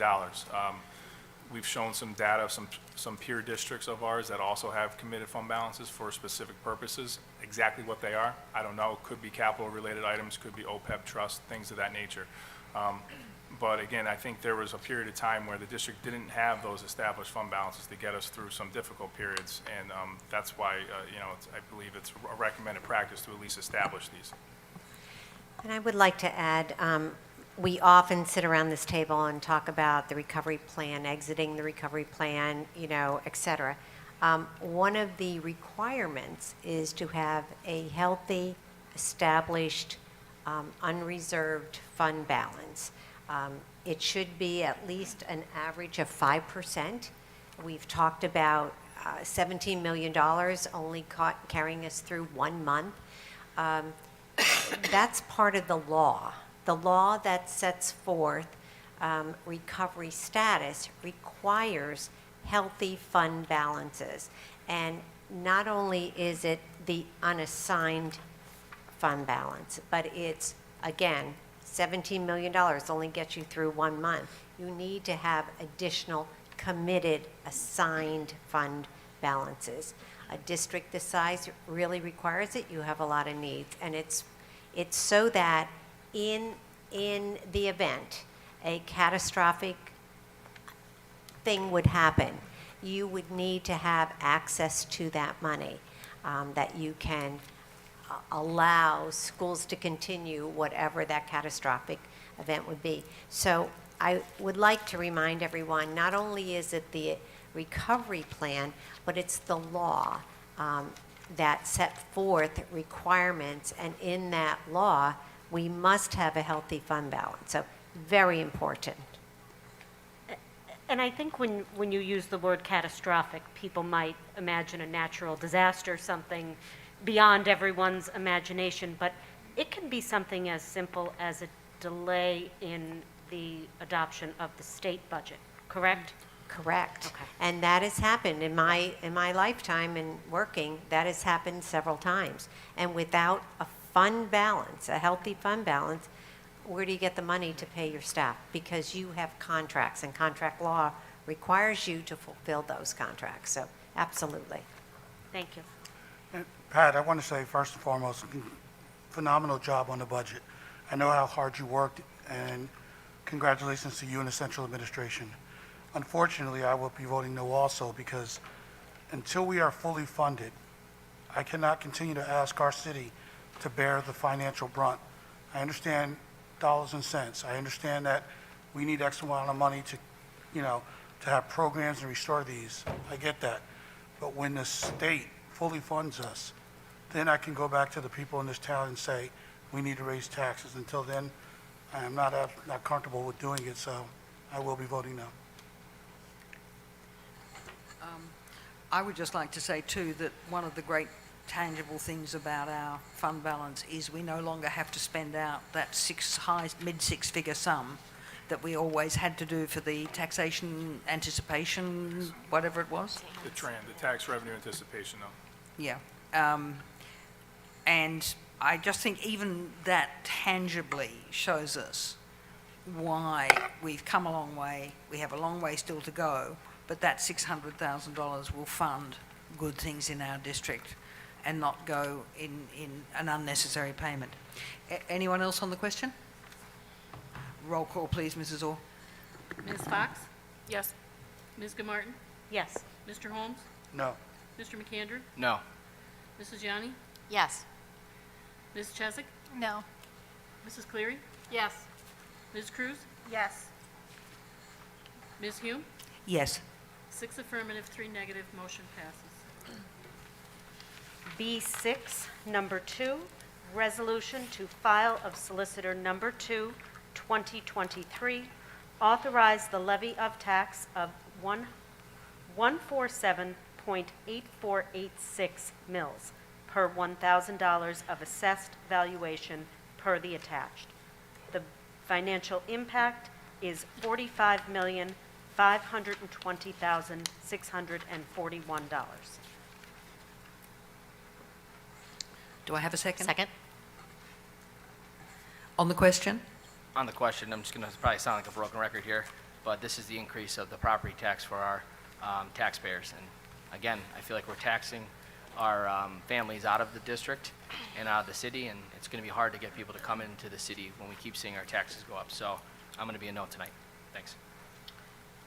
Anyone else? I just want to confirm, this is the 3.4% that we've previously discussed. That is correct, 3.4%. Thank you. Anyone else on the question? Roll call, please, Mrs. Orr.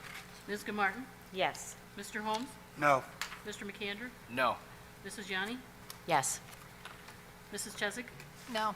Mrs. Cleary? Yes. Ms. Cruz? Yes. Ms. Fox? Yes. Ms. Hume? Yes. 6 affirmative, 3 negative, motion passes.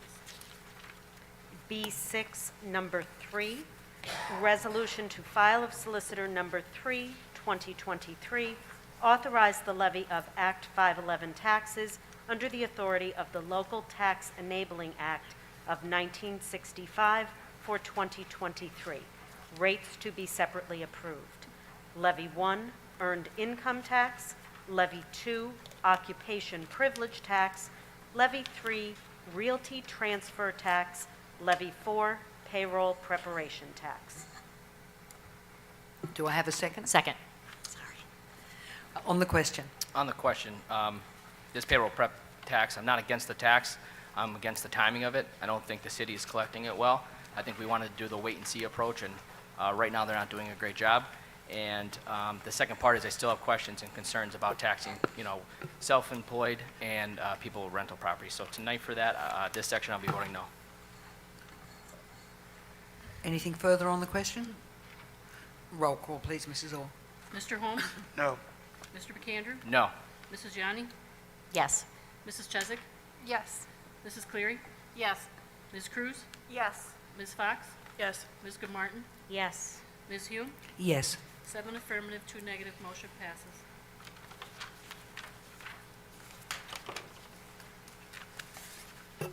B6, number 3, levy 2. Resolution to file of solicitor number 3, 2023, levy 2, local service tax. Continue a tax of $5 on each individual engaging in an occupation as defined by statute per attached Director resolution. Gilmartin, What am I I doing? think you missed, Did I miss one? yes. You missed levy 1. I Levy one. Earned apologize. income tax. Director Gilmartin? Yes. You make me feel much better. Good. I just want to make sure I'm scrolling to the right part here. I'm B6, number 3, levy 1. Correct. Yes. correct. Earned income tax. Sorry, I'm just really relieved that the last 4 years of my life has amounted to something. B6, number 3, levy 1. Resolution to file of solicitor number 3, 2023, levy 1, earned income tax. continue the levy of 1% being a tax imposed per the attached resolution. The financial impact is $12,785,600. Second. On the question? Roll call, please, Mrs. Orr. Mr. McAndrew? Yes. Mrs. Yanni? Yes. Mrs. Chesak? Yes. Mrs. Cleary? Yes. Ms. Cruz? Yes. Ms. Fox? Yes. Ms. Gilmartin? Yes. Mr. Holmes? Yes. Ms. Hume? Yes. 9 affirmative. Now, B6, number 3, levy 2. Thank you. Correct. Resolution to file of solicitor number 3, 2023, levy 2, local service tax. Continue a tax of $5 on each individual engaging in an occupation as defined by statute per attached resolution. The financial impact is $165,000. Second. On the question? Roll call, please, Mrs. Orr. Mrs. Yanni? Yes. Mrs. Chesak? Yes. Mrs. Cleary? Yes. Ms. Cruz? Yes. Ms. Fox? Yes. Ms. Gilmartin? Yes. Mr. Holmes? Yes. Mr. McAndrew? Yes. Ms. Hume? Yes. 9 affirmative. B6, number 3, levy 3, resolution to file of solicitor number 3, 2023, levy 3, realty transfer tax. Continue a tax of 0.5% on the transaction of the transfer of real property per attached resolution. The financial impact is $700,000. Second. On the question? Roll call, please, Mrs. Orr. Mrs. Chesak? Yes. Mrs. Cleary? Yes. Ms. Cruz? Yes. Ms. Fox? Yes. Ms. Gilmartin? Yes. Mr. Holmes? Yes. Mr. McAndrew? Yes. Mrs. Yanni? Yes. Ms. Hume? Yes. 9 affirmative. B6, number 3, levy 4, resolution to file of solicitor number 3, 2023, levy 4, payroll preparation tax. Implement a tax at a rate not to exceed a rate sufficient to produce revenues equal to revenues collected from the BPM tax in the preceding full fiscal year on payroll expense generated as a result of an employer conducting business within the city of Scranton per attached resolution. Rate will be set upon the conclusion of the 2022 fiscal year. The financial impact of the full levy is approximately $7.2 million. The 2023 estimated collections are $3,005,754.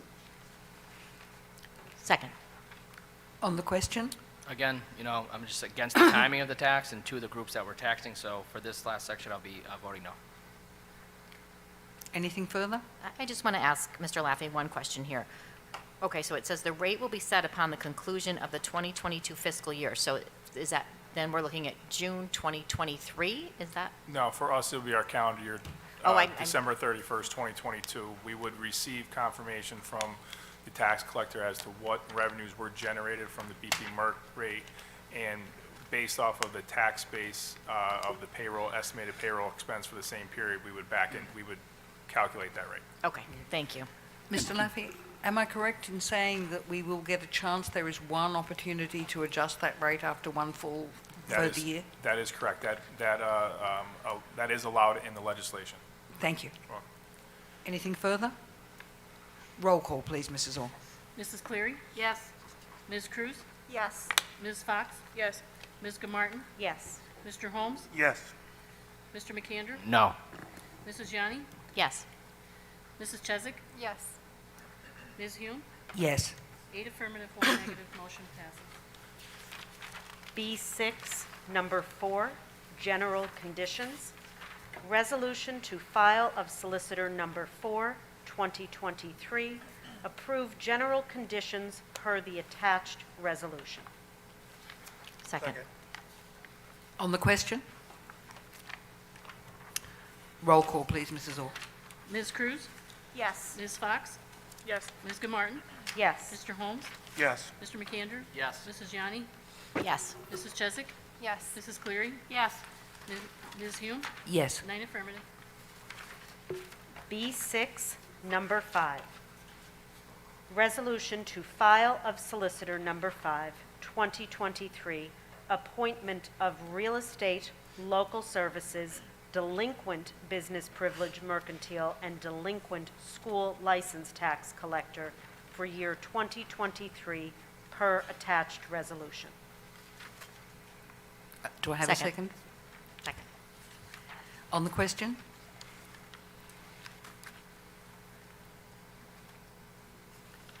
Roll call, please, Mrs. Orr. Ms. Fox? Yes. Ms. Gilmartin? Yes. Mr. Holmes? Yes. Mr. McAndrew? Yes. Mrs. Yanni? Yes. Mrs. Chesak? Yes. Mrs. Cleary? Yes. Ms. Cruz? Yes. Ms. Hume?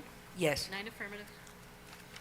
B6, number 6, resolution to file of Solicitor Number 6, 2023, appointment of 511 tax collector, earned income tax collector for year 2023 per the attached resolution. Second. On the question? Roll call, please, Mrs. Orr. Ms. Gilmartin? Yes. Mr. Holmes? Yes. Mr. McAndrew? Yes. Mrs. Yanni? Yes. Mrs. Chesak? Yes. Mrs. Cleary? Yes. Ms. Cruz? Yes. Ms. Fox? Yes. Ms. Hume? Yes. 9 affirmative. B6, number 7, resolution to file of Solicitor Number 7, 2023, designation of depositories for tax collections. First National Bank, Clark Summit, is hereby designated depository in which the funds and monies of and in the custody of the tax collectors may be deposited per attached resolution. Second. On the question? Roll call, please, Mrs. Orr. Mr. Holmes? Yes. Mr. McAndrew? Yes. Mrs. Yanni? Yes. Mrs. Chesak? Yes. Mrs. Cleary? Yes. Ms. Cruz? Yes. Ms. Fox? Yes. Ms. Gilmartin? Yes. Ms. Hume? Yes. 9 affirmative. B6, number 8, resolution to file of Solicitor Number 8, 2023, appointment of administrative hearing officer per the attached resolution. Second. On the question? Roll call, please, Mrs. Orr. Mr. McAndrew? Yes. Mrs. Yanni? Yes. Mrs. Chesak? Yes. Mrs. Cleary? Yes. Ms. Cruz? Yes. Ms. Fox? Yes. Ms. Gilmartin? Yes. Mr. Holmes? Yes. Ms. Hume? Yes. 9 affirmative. B6, number 9, taxpayer Bill of Rights disclosure statement. Resolution to the file of Solicitor Number 9, 2023, adopt the taxpayer Bill of Rights disclosure statement pursuant to Act 50 of 1998, Section 8423, per the attached. Second. On the question? Roll call, please, Mrs. Orr. Mrs. Yanni? Yes. Mrs. Chesak? Yes. Mrs. Cleary? Yes. Ms. Cruz? Yes. Ms. Fox? Yes. Ms. Gilmartin? Yes. Mr. Holmes? Yes. Mr. McAndrew? Yes. Ms. Hume? Yes. 9 affirmative. We now move to Director Gilmartin. Yes. A great marathon. Well done. Thank you very much indeed. We now move to agenda item D3, which is an motion to appoint a representative from the board as the Career Technology Centre representative for December 2022 through December 2025. I believe the procedure is we take nominations for representatives and then the board will vote in the same manner as we voted for our officers at the reorganisation meeting. At this point, I would take nominations. I'd like to nominate Director Gilmartin. Okay. Any other nominations? I'd like to nominate Director McAndrew. Okay. Any further nominations? I declare nominations closed. We will now state, as we did at the reorganisation meeting, which of the two nominations we prefer. Mrs. Orr? Is there an on the question for this or no? Oh, sorry. Sorry, there I is an wasn't on the sure. question if you wish, yes. Okay, sure. Just briefly, Director Gilmartin, you served on this board since, I believe, 2017, correct? Yes, I believe I finished Director Timlin's term and then had my own for the last 3 years. I want to thank you for your service on behalf of the Scranton School District to this board. You did send us a memo in the packet I would just, I know you personally wouldn't, am I able to just highlight a little bit here, just on the Go on the right ahead, question? thank you. My main, I guess, concern regarding this item is the amount of years that you dedicated to another board on behalf of the Scranton School District and the success it has seen. You stated in your memo many things of accomplishments, so I congratulate you on those.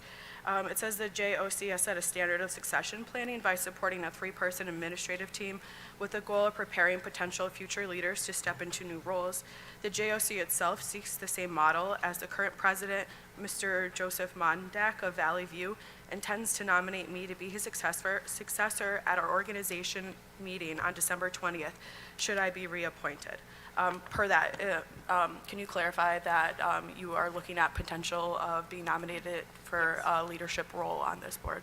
Yes, Mr. Mondak has indicated that he would like to nominate me. I believe he has support to do that. I would very much welcome the opportunity to continue to serve this board and also to work along Dr. Carlucci. I had the pleasure of sitting in on a meeting where she reviewed her goals after her appointment as director, and I would really enjoy the opportunity to continue to support her. So if you, should you be reappointed by our board would have a director who is president of the CTC Yes. board potentially? That seems as though it would be the case, I yes. think that is a tremendous accomplishment there, so I just wanted to highlight that there. Thank you.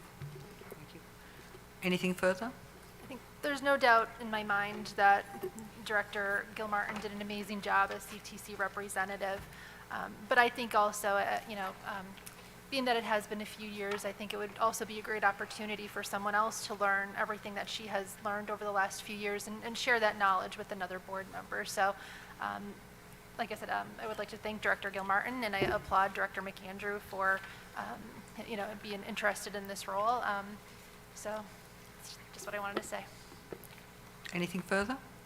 Just quickly, Director McAndrew, I don't know at all, but you do have some family that works at CTC, correct? Could you just clarify who and their roles? I'm not sure. I personally really don't know. So I I'm have just an asking. uncle who's, I believe, the culinary teacher there. He's just a culinary teacher? Correct. Okay. Thank you. Anything further? I mean, I just want to state, the reason I want to be on the board is not because my uncle's on the board. Just like the reason people voting for the payroll prep tax wouldn't be because of their business. It does not affect my uncle. My decisions are my decisions, what's the best for our kids and CTC as a whole. So, I don't know if that's what you were implying. No, I'm just asking, but wait, you just said he's on the board? No, he misspoke. Sorry, He's a teacher. Sorry, he's a teacher there, I apologize. Oh, I think you meant. He's Right. a culinary teacher. Yes. Okay. So, Yeah, I wasn't I sure. would like to learn about it. I think, Director Gilmartin did a great job on it, but she did a term and a half. And I think, normally we rotate different committees and stuff, as we saw after reorganization. So I'm very interested in the possibility of representing our district and our board at that level. Thank you. I'd just like to say that whichever of our candidates is successful in this with their nomination, we will be very well served on CTC, and I would like to thank Director Gilmartin for the amazing job she's done so far. Anything further? Mrs. Orr, could you poll the board, please? Director Chesak, Director McAndrew? Mrs. Cleary, Director McAndrew? Ms. Cruz, Director Gilmartin. Ms. Fox, Director Gilmartin. Ms. Gilmartin, Director Gilmartin. Mr. Holmes, Director McAndrew. Mr. McAndrew, Director McAndrew. Mrs. Yanni, Director McAndrew? Ms. Hume, I will vote for Director McAndrew with no reflections except that I hear his desire to learn and improve things, but I believe that either candidate would have been a great representative for the board at the CTC. 6 affirmative for Director McAndrew, 3 affirmative for Director Gilmartin. I apologize. Thank you. Okay, Director Chesak, if you could put Director McAndrew's name in on the motion. Sure. D3, motion to appoint Career Technology Center CTC representative December 2022 through December 2025. It'd be a motion to appoint Director McAndrew as the Career Technology Center CTC representative, beginning December 2022 through December 2025. Second. On the question?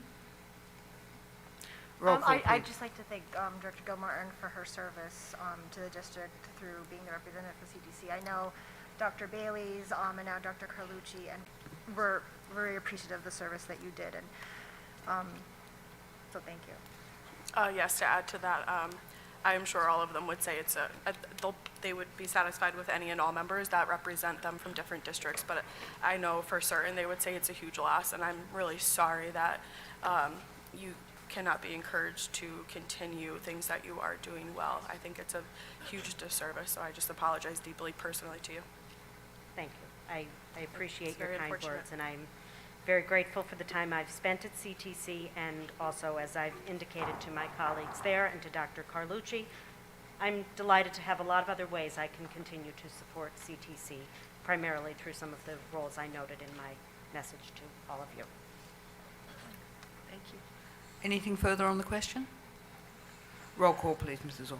Actually, do we need a roll call on this, or can we do it by affirmation? I'd like a roll call. Okay. As is your right. Could we have roll call, please, please? Mrs. Chesak? Yes. Mrs. Cleary? Yes. Ms. Cruz? No. Ms. Fox? No. Ms. Gilmartin? No. Mr. Holmes? Yes.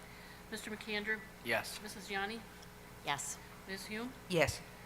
6 affirmative, 3 negative, motion passes. Okay. So we now move on to operations, Director Cleary? Yep. And we have, I think, a presentation from Kim, thank you. And Ethan, thank you, Ethan. President Hume, there will also need to be an amendment on the first motion for Robert Morris as well. Okay, can we have, maybe, I think what we need to do, as the board will be aware, the bids for the proposals we're voting on tonight were opened between our work session and our meeting tonight. So we have not had, this is why we will be having a presentation and discussion tonight.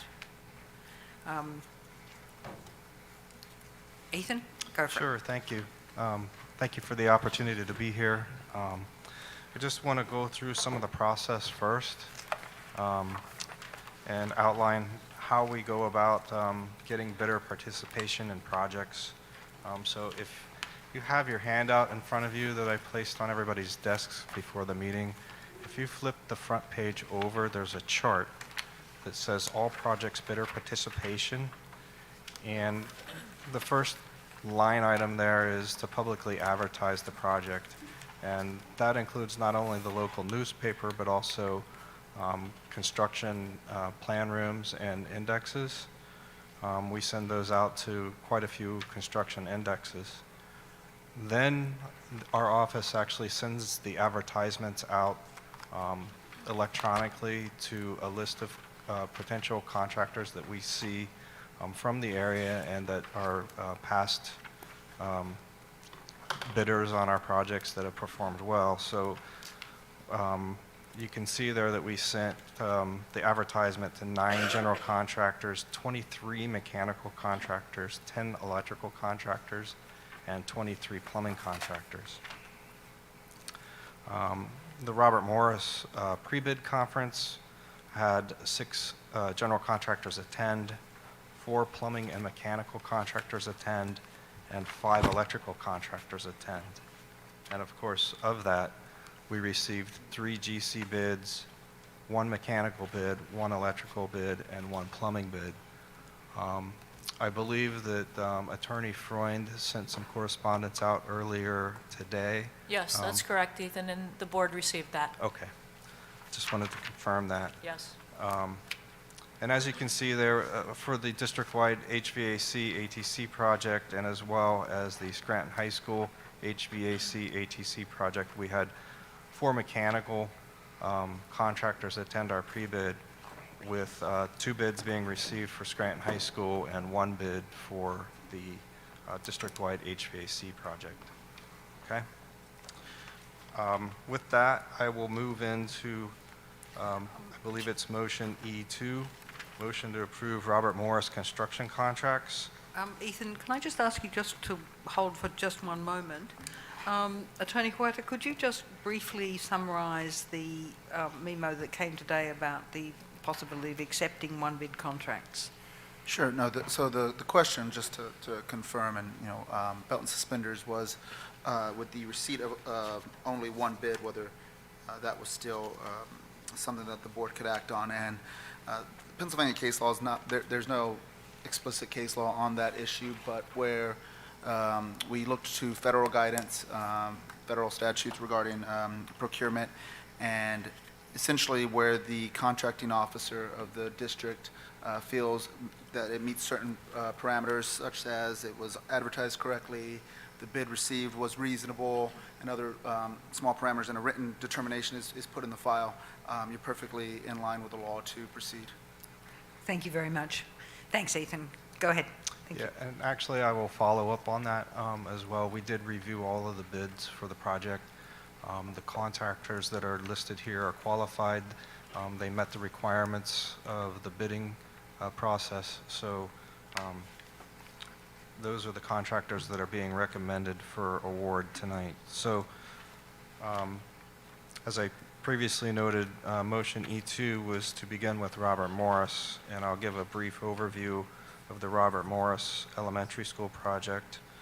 For the general contractor, the lowest responsible bid was from Scandale Associated Builders and Engineers, and the amount of their bid was $3,715,300, and that included alternate number 1, the elevator addition. Alternate 2, provide new acoustical ceiling, tile, grid, and lighting for select areas. This has to do with the tegular ceilings, spline ceilings that are in the original building. They're the 8x8 tiles. They've been there for quite a while. We're recommending replacement of all of that since we're spending the money to upgrade the school and make it a comprehensive renovation. Along with that was alternate 3 to provide painting of classroom walls and ceilings throughout. Alternate number 4 was to include door hardware and access controls in the contract rather than separately contract that through CoStars. Alternate number 5 was recommended not to accept. It was to compress the construction period from 2 to 1 years. And the reason that we're recommending that is we did not receive bids from all contractors. And alternate number 6 was to remove the existing carpet and replace it with vinyl composition tile or VCT tile. That is mainly in the kindergarten area. Moving on, we received 1 bid for the mechanical construction contract, and that was Scranton Electric Heating and Cooling Service, again, a contractor that you're very familiar with.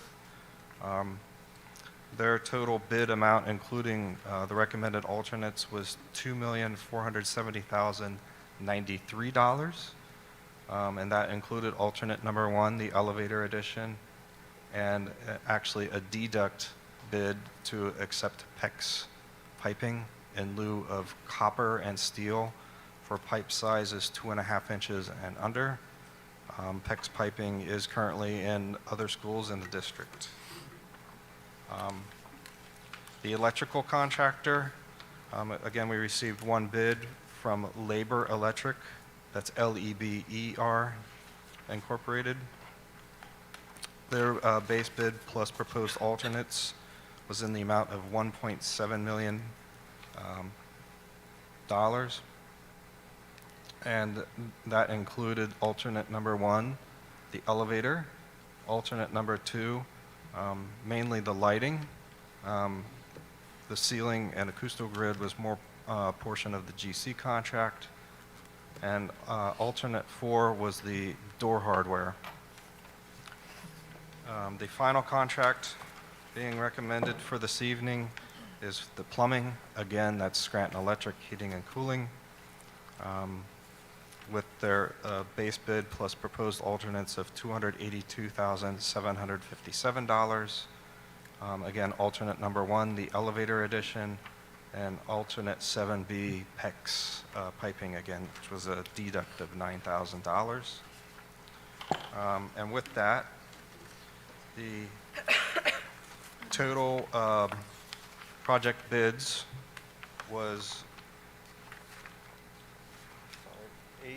$8,168,250 some dollars. Are there any questions?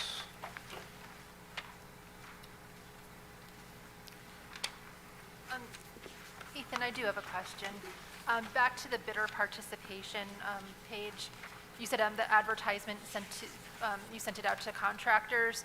Those were like local ones or outside of this area? I failed to hear that part. I apologize. So yeah, it's mostly local contractors that meet the requirements of being registered with the city. Okay. And contractors that we've worked with on previous projects that have performed well. Okay, thank you. Can I ask you why we're going to the PEX instead of the, I know it's cheaper, but I'm just wondering what the thought process was on that. It's actually easier. I know. Especially within renovation, because we're replacing a lot of the piping and the masonry walls. So from a construction standpoint, it makes the project go smoothly and it helps with the schedule. It's a similar product. It's easy to weld and fix. So in terms of whether using copper and steel versus PEX, I'd say they're an equal product. I don't know if the plumber would agree, but it's okay. I have a question that's more for probably central administration. These renovations, are they necessary whether or not we decide to include Robert Morris in the building reconfiguration plans? No, I don't believe so. This really has nothing to do with the reconfiguration. Right. This is just, basically, the board chose the building, Robert Morris, and we are putting money into our building. And in order to, we keep saying we want to complete a building and move on. Right. So we feel that this has nothing to do with adding students to that building. So then it would be, this needs to be done regardless of whether or not we are going to be moving students, additional students into this building. All of these things are in the capital improvement project. Okay, thank you. Sure. And Ethan, correct me if I'm wrong on anything, but this is... Yeah, that's correct. And one additional item is we just finished replacing the roof on that building. Right. So it's a step in the process of not having to come back to this building for a number of years. Yeah, it's basically a building that the district is investing in, and we hope to keep it and hope to not come back to it for a long time. Okay. Anything further on the question? Mr. Laffey, you said there was an amendment. Yes, President Hume. On E2, the agenda item to approve the construction contracts, there's actually, if you're looking at page 10 of the presentation that Ethan just went through, on the bottom portion of the budget, you'll see two areas highlighted in pink. One of them is for $23,476, and the other one is for $42,000. Those are professional services contracts related to commissioning, verification, testing, and balancing services, as well as construction testing and special inspections that we would like to add to this motion for award. If you could give me the wording for that and pass it to a director who could move it as a friendly amendment, that would be fabulous. Director Cleary, if you would like to possibly work with Mr. Laffey on that as chair of the committee, if he gives you the figures. Well, are we just going to wait, or should we do Ethan?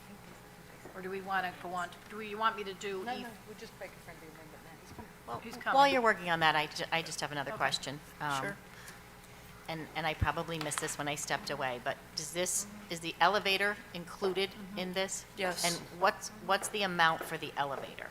It's with all contracts included, general, mechanical, electrical, plumbing, it's roughly $1.6 million. I do have a question. Do we need an elevator for 1.6 in Robert Morris? Well, again, we're fixing a building and we want ADA compliance. Yeah. So without that, then honestly, I would not recommend a project without fulfilling that obligation. And right now, Robert Morris is at 42% occupancy? I don't Is that right? have it Right off. around there in the 40s? 46%. 46% occupancy, okay. I mean, I think this is just all information that we need to keep in mind as we're, Exactly. as and we're. The consider- questions you're make- asking are perfect. So what would be the next step? If we're investing in a building, then what's the next step? It did really, the ADA compliance is the great bear in the room, because once we really start working on any of our schools, we have to, by law, make them ADA compliant. I was over looking at Robert Morris. There is no other way to make the various floors of Robert Morris ADA accessible without an elevator. Did we have, completely irrelevant, the elevator at West Scranton High School? Is that still out there? I believe we're still waiting on parts. Now, with the ADA compliance, perhaps I'm wrong, but I thought I heard at one point that Francis Willard, like, it was unable to be ADA compliant, like, we were unable to put like an elevator in there. Or is that true, or am I just hearing something? I thought Francis Willard was the one school that. I'm not, I have never heard what you just said, but that doesn't mean it's not correct. Okay. Ethan, are you familiar with any comment by that? So, in the next month, I'll have more updates on Francis Willard. I can tell you that it is in the capital plan with a proposal to do an elevator to make that building ADA as well. It has received a new roof, and we are aware that there's a grant that's possibly available that we are actually beginning to work on now, and that placeholder to have that reviewed by a grant committee is January 26th. So I haven't discussed that with the administration team yet, but that is something that I'll have more detail on and be able to come back and report to you on. Okay. That was just my concern, that we would be putting that much money into one building and not, you know what I mean, like making another building ADA compliant, but thank you. Yeah, I think that the capital plan is still a work in progress. Dr. Fine? Absolutely, and I think if we recall way back when we began these projects, we talked about making them ready for at least an appropriate and meeting all the legal requirements, including ADA, for about 20 to 25 years. That's what you're doing. I think, however, and I just want to pause here because you don't want to put money into a building that you may end up not using in the future. But I think when we talked about Morris and we talked about Willard, they were buildings that we were going to keep open. So as we move forward through this process, there will be decisions about elevators in order to be able to accommodate, and it's not just students, it's parents and community members who might have problems with access to a building. So we would want to update all of those buildings accordingly. And we'd like to, when we finish a building, not have to go back in for 20 to 25 years. I mean, that's the goal here.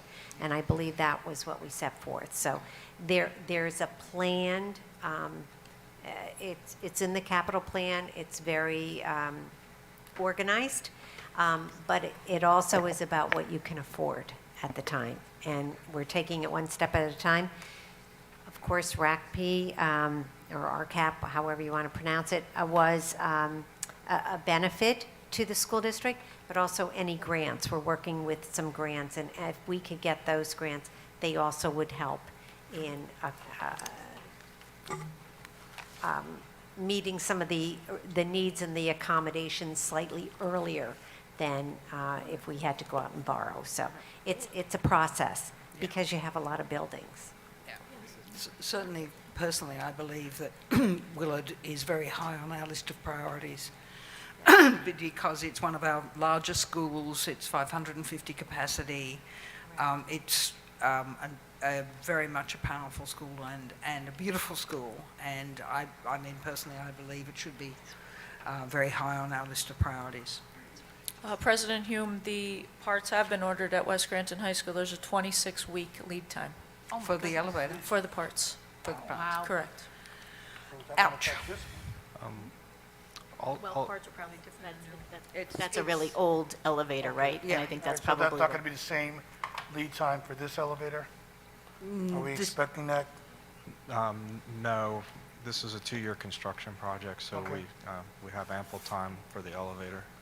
Did you have something else to say about the elevator at West Scranton Yeah, High School? so we're calling it an elevator addition. Along with that addition is also a secure entrance vestibule with a man trap and some safety features included with that, including a Raptor kiosk that's in that secure entry vestibule so that there's no contact between the person watching the door and the person.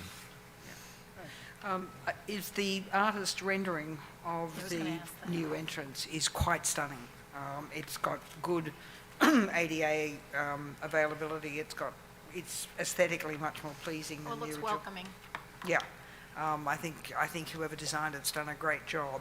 And as you say, it's not just an elevator we're getting for that. We're getting quite a lot of other safety features as well. I think it's a sad fact, but the safety features for our schools have got to be high. All right, so, T2? yeah, anything further on the question? Nope. You have a friendly amendment?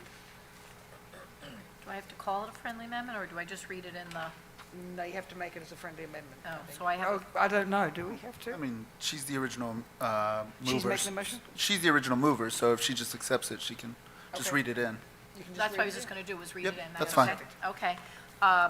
Motion to award construction contracts for the Robert Morris Elementary School renovations project number 033032.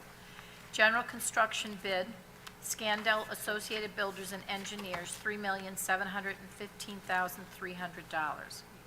Mechanical construction bid, Scranton Electric Heating and Cooling, $2,470,093. Electrical construction, Leber, is that how it is, or Lieber? Leber? Electric, $1,700,000. Plumbing construction, Scranton Electric Heating and Cooling, $282,757, with a total construction cost of $8,168,150. We also have a professional services contract for CVA tab by H.T. Lyons for $23,476, and construction testing and special inspections by Kleinfelder for $42,000, for a total professional service contract for $65,476. Second. Oh, Ms. project, I missed one line. Project budget based on bids received is approximately $400,000 below the project budget. Second. Thank you. Mr. Laffey, could we have a total of the amended budget, just for my write-in, if we add in the 65,000? So the construction cost would stay at the $8,168,150, and we would add in the professional services cost of $65,476 for a total of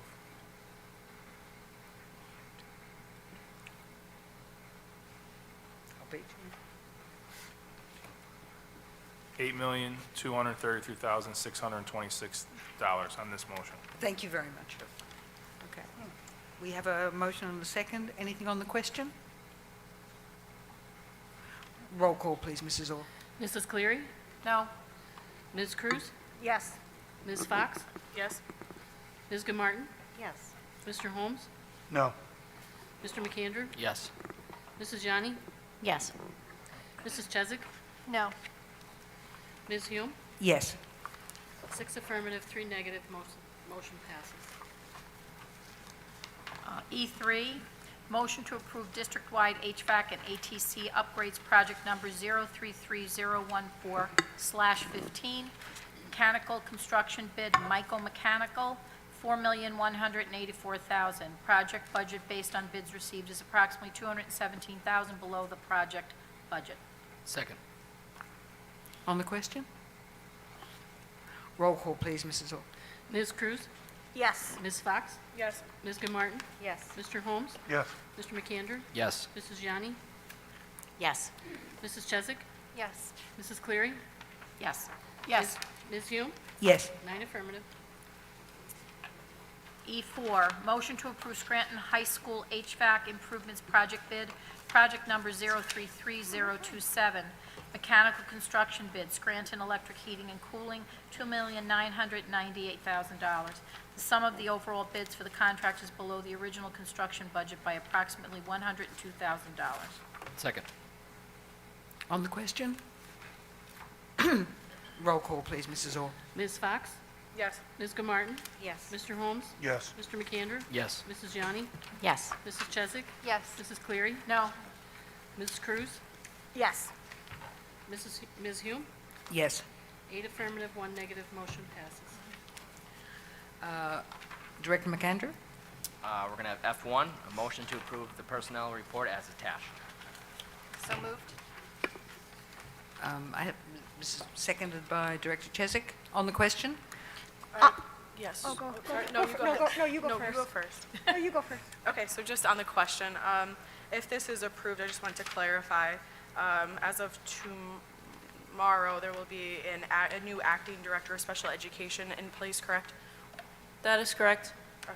I just, last time this, I know we publicly stated just for, I know it's been a little bit of a roller coaster for our parents with special education students, so I just wanted to clarify that. And then this is an acting position, so we will still be actively seeking for a permanent position. That is correct. Thank you. Sure. Okay. Thank you. On the question, I was saddened to learn that a third educator elected to resign from the district due to the displacing and bumping issue which occurred in October. Ironically, at a time when we are holding meetings focused in part on strategies to attract and retain diverse teachers, we are losing a young, promising SSD-educated professional, Gina Velez, whose Hispanic heritage is representative of 34% of our student body. I am hoping that moving forward next year, this process is executed as smoothly as possible, and wish Ms. Velez and the others listed in this report good luck in their new positions. Thank you. Anything further? Yep, I'd just like to say, I'm confused about a non-professional appointment. I thought we had eliminated the position, so for that reason, I'll be voting no on the complete personnel report. I'd like to follow up also with what Director Cruz said. I was also saddened to see that, and it bothers me that that happens, like you said. We're in the process of trying to add teachers and keep our younger teachers, and that process created a situation where she lost faith in the district and felt it necessary, I imagine, to move on, and that saddens me. Okay. Anything further? We take a roll call to adopt the personnel report. Attorney Huerta? You can. Sure, that's fine. Okay, roll call, please, Mrs. Orr. Ms. Martin? Yes. Mr. Holmes? No. Mr. McAndrew? Yes. Mrs. Yanni? No. Mrs. Chesak? Yes. Mrs. Cleary? Yes. Ms. Cruz? No. Ms. Fox? Yes.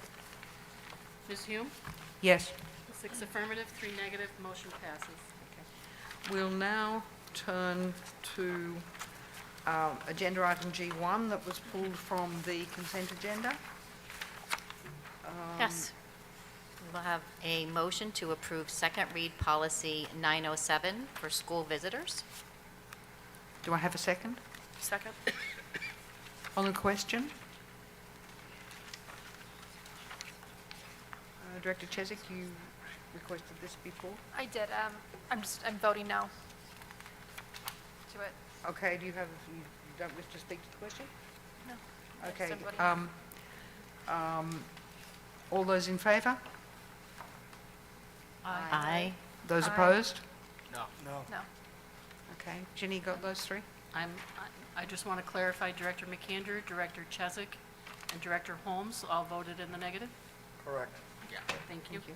Can anyone clarify, like, does anyone, I don't know if it's comfortable, like, can we ask why anyone voted no, or no? No, Does anyone feel comfortable? No? they don't need to. Oh, I know they don't need to. I don't know if anyone was willing to explain why, because I didn't. Gave the opportunity to speak Okay. on the question. Okay.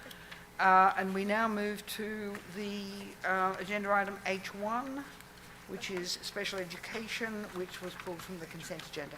Yes. Special, approve special education settlement agreements listed. Motion to approve settlement agreement as indicated above, settlement summaries previously provided to the board for review. Do I have a second? Second. On the question?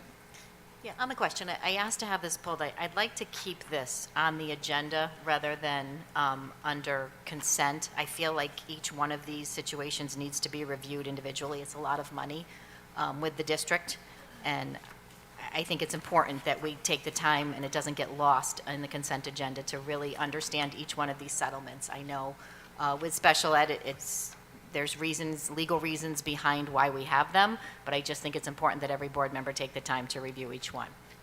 That's all. Okay. All right. All those in favor? Yes. Anyone further on the question? All those in favor? Aye. Aye. Aye. Those opposed? Me? You're- Nay? You're opposed to the settlement or you're opposed to the procedure? No, I thought we were saying aye on the procedure. No, we're just having on the motion. She Oh, spoke on the sorry. motion. I'm not sure what we were voting on. I think Should we're we gonna- have a roll call since Yeah. this is No, we- financial? I have spoken to Attorney Freund, and we do not need to take roll call votes on every financial matter. We did tonight on the budget, and we took them on matters that were very But I substantial, but think we're according to confused Attorney... 'cause Director Attorney- Yanni brought up a concern, and I thought I was voting on that concern, that you wanted it to be pulled on all future board meetings. But that- And I was saying yes to that. No, that would be a separate Okay. procedural Then motion. Can you take another vote? Because Yeah, we can take another vote on this. 'Cause I was saying But yes I have to the wrong spoken to thing. Attorney Freund, and we do not need to take roll call votes on anything that approves money. I've done it tonight with the big ones, I'm not but... arguing that. I just want to revote because Yeah. I voted for something I thought I was Yeah, voting All right, for, so so I got The confused. motion on the motion on the table, if Right. it helps to clarify, the motion on the table was presented by Director Cruz, which is the motion to approve the settlement, the special education settlement agreements. And And I think if the point is to fully review these, I would like a roll call vote. I'm requesting that. well, it's not to review, That's it's not not the to change motion, our though. procedure on this, it's to vote on this individual one. I think reviewing the procedure in future is I something... understand that. I'm not talking about the procedure. I'm saying that if the point of considering these outside of the consent agenda is to focus and make sure that we are reviewing the information fully, which I think is appropriate, I'm simply requesting a roll call vote. I'm very happy, of course, it is the right of any director to have Yes. a roll call vote. However, moving forward, I have been discussing with Attorney Freund the number of items on which we take roll call votes which are not essential, and it's the objective in the PSBA thing about holding meetings is to have, if I quote, efficient, cordial Right, and simple I meeting. Then there understand that, will be but I- items that have previously, may I finish? There course. will be items that have previously, previous presidents have deemed worthy of roll call votes. According to Attorney Freund's guidance, we do not need to take the number of roll call votes we take, and therefore, I think moving forward, I will be consulting with him to move future things to voice votes. However, of course, with a voice vote, it's the right of any director to ask for a roll call, and in this case, could we have a roll call, please, Mrs. Orr? What I asked for 90 seconds ago. Mr. McAndrew? Yes. Mrs. Yanni? No. Mrs. Chesak? Yes. Mrs. Cleary? Yes. Ms. Cruz? Yes. Ms. Fox? Yes. Ms. Martin? Yes. Mr. Holmes? No. Ms. Hume? Yes. 7 affirmative, 2 negative, motion passes. Thank you. And we now move to vendor relations. Director Fox? We will have a motion to approve agreement for OpenGov budgeting and procurement suite via cooperative purchasing contract TIPS 220105. Yep. Cost year one, $135,599.48. Year two, $77,317.07. Year three, $81,182.90. Total 3 years, $294,099.45. Second. On the question? Roll call, please, Mrs. Orr, given the size of the financial settlement. Mrs. Yanni? Yes? Mrs. Chesak? No. Mrs. Cleary? Yes. Ms. Cruz? Yes. Ms. Fox? Yes. Ms. Martin? Yes. Mr. Holmes? No. Mr. McAndrew? Yes. Ms. Hume? Yes. 7 affirmative, 2 negative, motion passes. Director Fox? I-4, we'll have a motion to approve agreement for contracted payroll services with J. Martin and Associates LLC for the term of December 5th, 2022 to January 31, 2023. Board authorizes the district to extend agreement for a period of up to 6 months to ensure continuity, if I could talk tonight. Continuity. Yeah, if I could talk, that would be great. Of payroll services, when services are determined to be effectively implemented, it's because it's getting late. Cost hourly rate $100, approximate initial 2 months, $55,000 to $60,000, approximate monthly cost after initial term, $16,000 to $17,000. On the question? So I just want to understand, so we're looking at a 2-month period here? 2 months? Yeah. Okay. We didn't have a second, so I'll second. Second, say Oh, second. sorry, Second. sorry. Yes, the initial proposal is to do an assessment and provide us this support through this 2-month term as we we have 2 vacancies in that office. If it's a good fit, I think if you read per the contract, which I do have sent to legal for review, we'd like the opportunity to extend up to 6 months to continue this service if necessary. This just gives us an evaluation period to see if this works best for our district. So I guess I'm just looking for a little bit more of what they're going to be responsible for doing. It's a lot of money. 2 months, so we're looking at $30,000 a month to do our payroll, right? But that's for the first 2 months, but then you're saying after that, we're looking at $16,000, $16,000 to Yes, in $17,000. the initial term, the initial estimate is that, to do an assessment of what our current practices are, provide some recommendations on possibly more efficient manners. It will take a few more hours to do that. That's why you see that decrease beyond the initial 2 months. What services they will provide, obviously, it would be the processing of our biweekly payrolls and all that information that goes into it.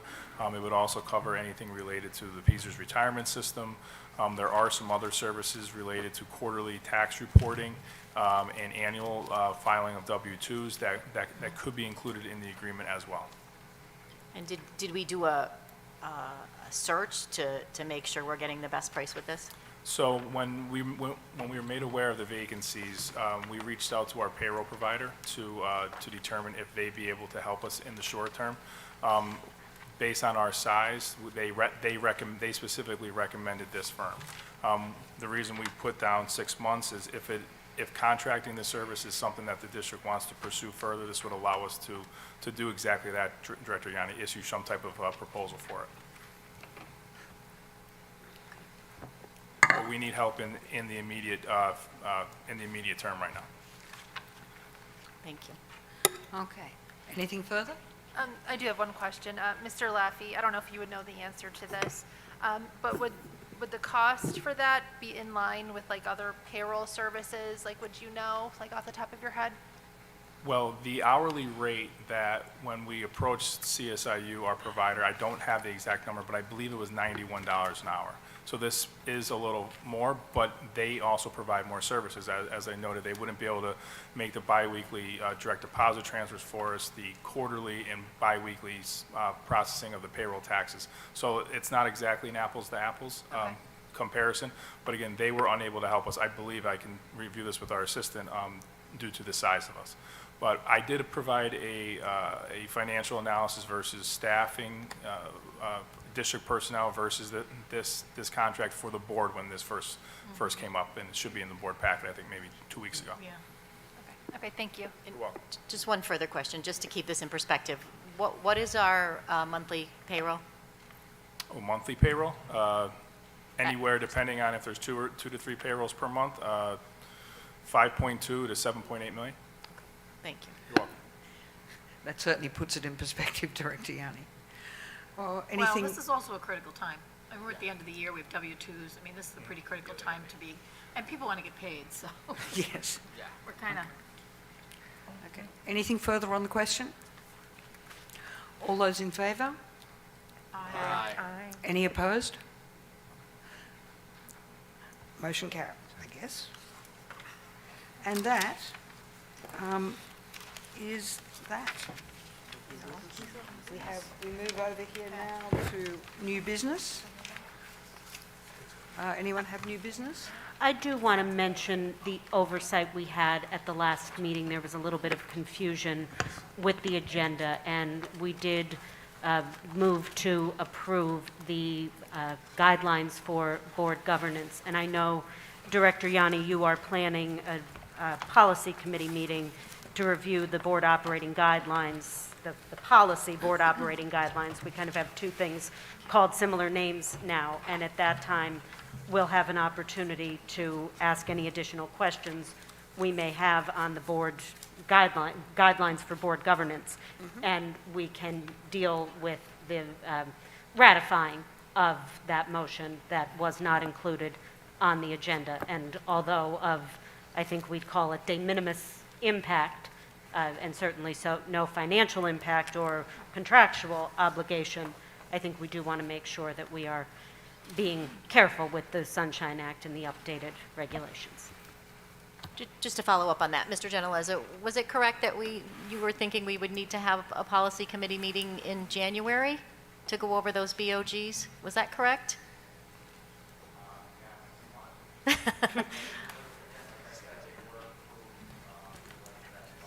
Right, okay. I think just to have, full board approval on everything. Okay, so I think that would be appropriate to do that at that time. Thank you. Under new, are you? I'm done. Under new business, can we get a memo stating how meetings and votes will go forth under your and Vice President McAndrews' administration? Just what votes do we have to take? Will we be taking roll call on? Which votes can we do the yay or the nay? Because in the time that you debated back and forth with Director Gilmartin, the meeting could have been done. And I feel like if we had received a memo ahead of time about what Attorney Floyd has told you we can do for each vote, it'd be more helpful. I don't recall either Director Gilmartin or Director Yanni doing this. I have been working with Attorney Freund, and it's a matter of in practice, and I can certainly indicate on each agenda what motions we do it. The basic thing is that we take a great deal higher percentage of roll call votes than other school boards. Roll call votes are called for in 3 specific legal places. I am happy to prepare that, but I would prefer perhaps next time Attorney Freund is here at an executive session. But it is very much the prerogative to basically, we don't need to, we have a tendency, I fear sometimes, to try and nail things down so completely that we leave ourselves no flexibility. The objective is to have an efficient, courteous, simplified meeting that moves expeditiously and is efficient. And I have been discussed, Attorney Freund has shown me ways that we can move our meetings further while remaining completely in compliance with all of the laws and regulations, and we don't necessarily need to do so. I am happy to write down, we will take voice votes when it is appropriate, we will take roll call votes when it is appropriate. It is the right of any director on any vote. Without objection, we'll be using without objection more while I'm here. Without objection to adjourn, without objection to adopt a friendly amendment, without objection. When you say without objection, if anyone wishes to object, you move to a vote. A voice vote, and then you can move to a roll call vote at any time. Any vote that is taken at the president's choice of voting method, any director at any time has the right to say, I would like a roll call vote on that. I would simply say that there are many occasions on which we take roll call votes which will speed up the meetings if we don't, given that always in reserve, every director has the power to call for roll call vote. Just really briefly, so then to that is the question that Director Yanni brought up before, asking if that one particular part could always be a roll call vote. Is that not something that the board can decide? Is that just up to the board? It just requires us. But it would take more time for her to ask. Excuse me, I'm sorry, I thought I was speaking.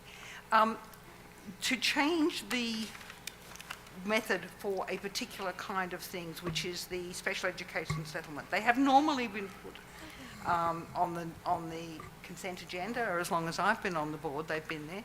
If we want to move them off, then we can make a decision, but it's not something we just make. I have to look at the policy to see what that is. There are certain confidentiality things about that. I don't think that would breach it, but it's something that we can make a discussion of and decide, but not, I don't believe we need to do it immediately on the fly. We can certainly in future make that request. We can discuss it with the Special Education Committee, with everybody. Once we decide what we want to do, then yes, that's fine. But it would be very imperious of me to say, okay, that's what Director Yanni would like, that's what we'll do. Oh, that's what I was asking, if like maybe we could take a consensus if everybody wanted to do that. Yes, that's what we would need to do. Okay, yes. Okay. I greatly appreciate the thought of moving meetings on quicker because like I know Director Chesak understands my pain that it's 9:30 at night and we're trying to get home to our children. Exactly. And I don't, although I don't think roll call is what slows us down since it's still 9:30. So any way we could all work together to accomplish that goal of yours would be great. I can say briefly now that when we have a work session and we are all agreed on something and we've all worked on it, I will seek without objection to move it to the consent agenda. Because if there are things that we have all discussed and worked on and nobody has any objection to it, and we're likely to have a unanimous roll call vote on it, it makes a great deal of sense to move it to the consent agenda so that we reserve the time of the public and the board to discuss those issues which require discussion and deliberation. Yeah, I definitely support the voice vote, and especially for everybody watching at home. I think, when our meetings go like 4 hours, we start losing public engagement, so I definitely support it. And I think tonight we're getting used to everything, and I think future meetings, it'll be a lot quicker. It'll speed up, and we'll get the gist. And I want to thank you all for being very patient with me as I try and learn a new role. Without objection? Hold on, excuse me 1 second. We just spent $50,823.50 on Zoom phones. I'm going to be honest with you, I still don't know if they work, all of them. Does anyone here on the board, can they answer that question? Do we know if the Zoom phones work? And I know I've asked that question. So what I would like to propose, and I'm quite sure it'll get shot down, is that every principal submit a memorandum of record telling us yes or no and the number of phones that do work in their buildings. It is the principal's responsibilities to ensure the safety of their staff and students in communication. So I think that would be a way to go for us to finally get an answer on whether our Zoom phones are working. Because as of right now, December, what today's date is? 13th. I couldn't tell you if they work, and we were told September 1st they would be working. Here's one way that we can get accountability is by putting it on the principals to provide us with by numbers how many phones in their buildings work, how many phones don't.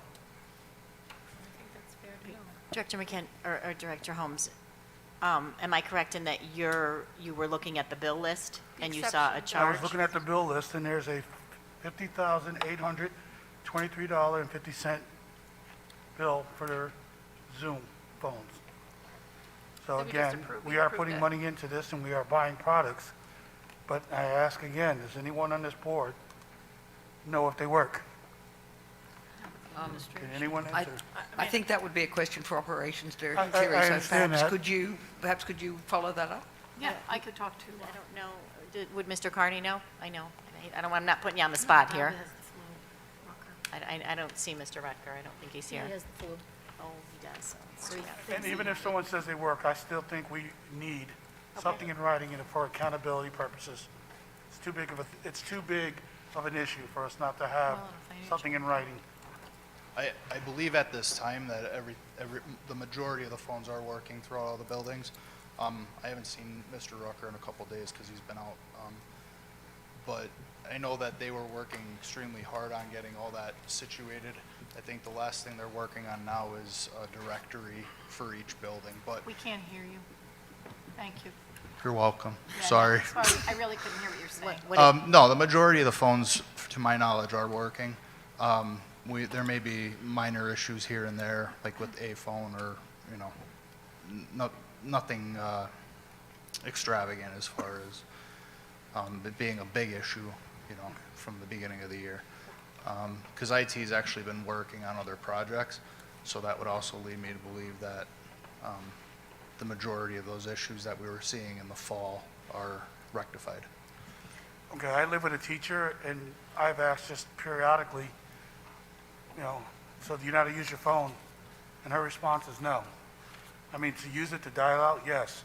But do you know if an emergency system comes over, any kind of emergency communication comes over, do you know how to use that, how it will work? And her response is no. I've heard that from numerous teachers when I go into buildings. So again, that's why I said I want accountability at this point. I'm tired of asking. So now I want principals to put it in writing in a memorandum for record to this board in our packet that they have verified that they work, because I'm sick of hearing a couple. This is December 13th. We were told by September 1st. I understand there's a grace period, but we just put $50,000 more into what I'm looking at right now as a sinking pit. I need to know if they work. Mr. Carney, and Yes. I agree with Director Holmes to get that information from the principals. Can the IT team or staff possibly do like a how-to video, record themselves using the phone, or I'm sure Zoom has something, but is there something we could send emails to everybody in the district so they can have that and, go through? I know we can't have certain training sessions on, I don't know how that works with the union and stuff, but can there something, like a video be sent to make sure everybody gets it, that shows them the steps and the features? That would absolutely be something we can do. Even with our vector platform, we can take videos, whether we get it from Zoom or if we make it ourselves, and we can upload that into our vector platform. So then teachers have access to that. Well, all employees would have access to that. But just to clarify, when I do speak with Mr. Rucker, it seems like it's not necessarily the phone system not working, that it's more or less the training provided to employees. I wanted to clarify It's a combination of both. Okay. Director Yanni, myself, and McAndrews were in the school, and I don't know if it's been corrected because I haven't heard, but there was not even a socket in one room. Her phone looked pretty sitting on the counter, nice and shiny and clean, but there was no plug-in. So I don't know if that's been rectified. We will take care of it. We have a staff meeting in the morning. We will address, I believe that instructions were sent out. I directed Mr. Rucker to send out instructions on how to use the phone. I believe, Yes, they as were. far as what went out, and we'll get information for you. So, Kevin, please put it on the list for tomorrow for the staff meeting, okay? No problem. Thank you. Thank you. Any further new business? Then without objection, we're adjourned. And thank you all very much for your patience.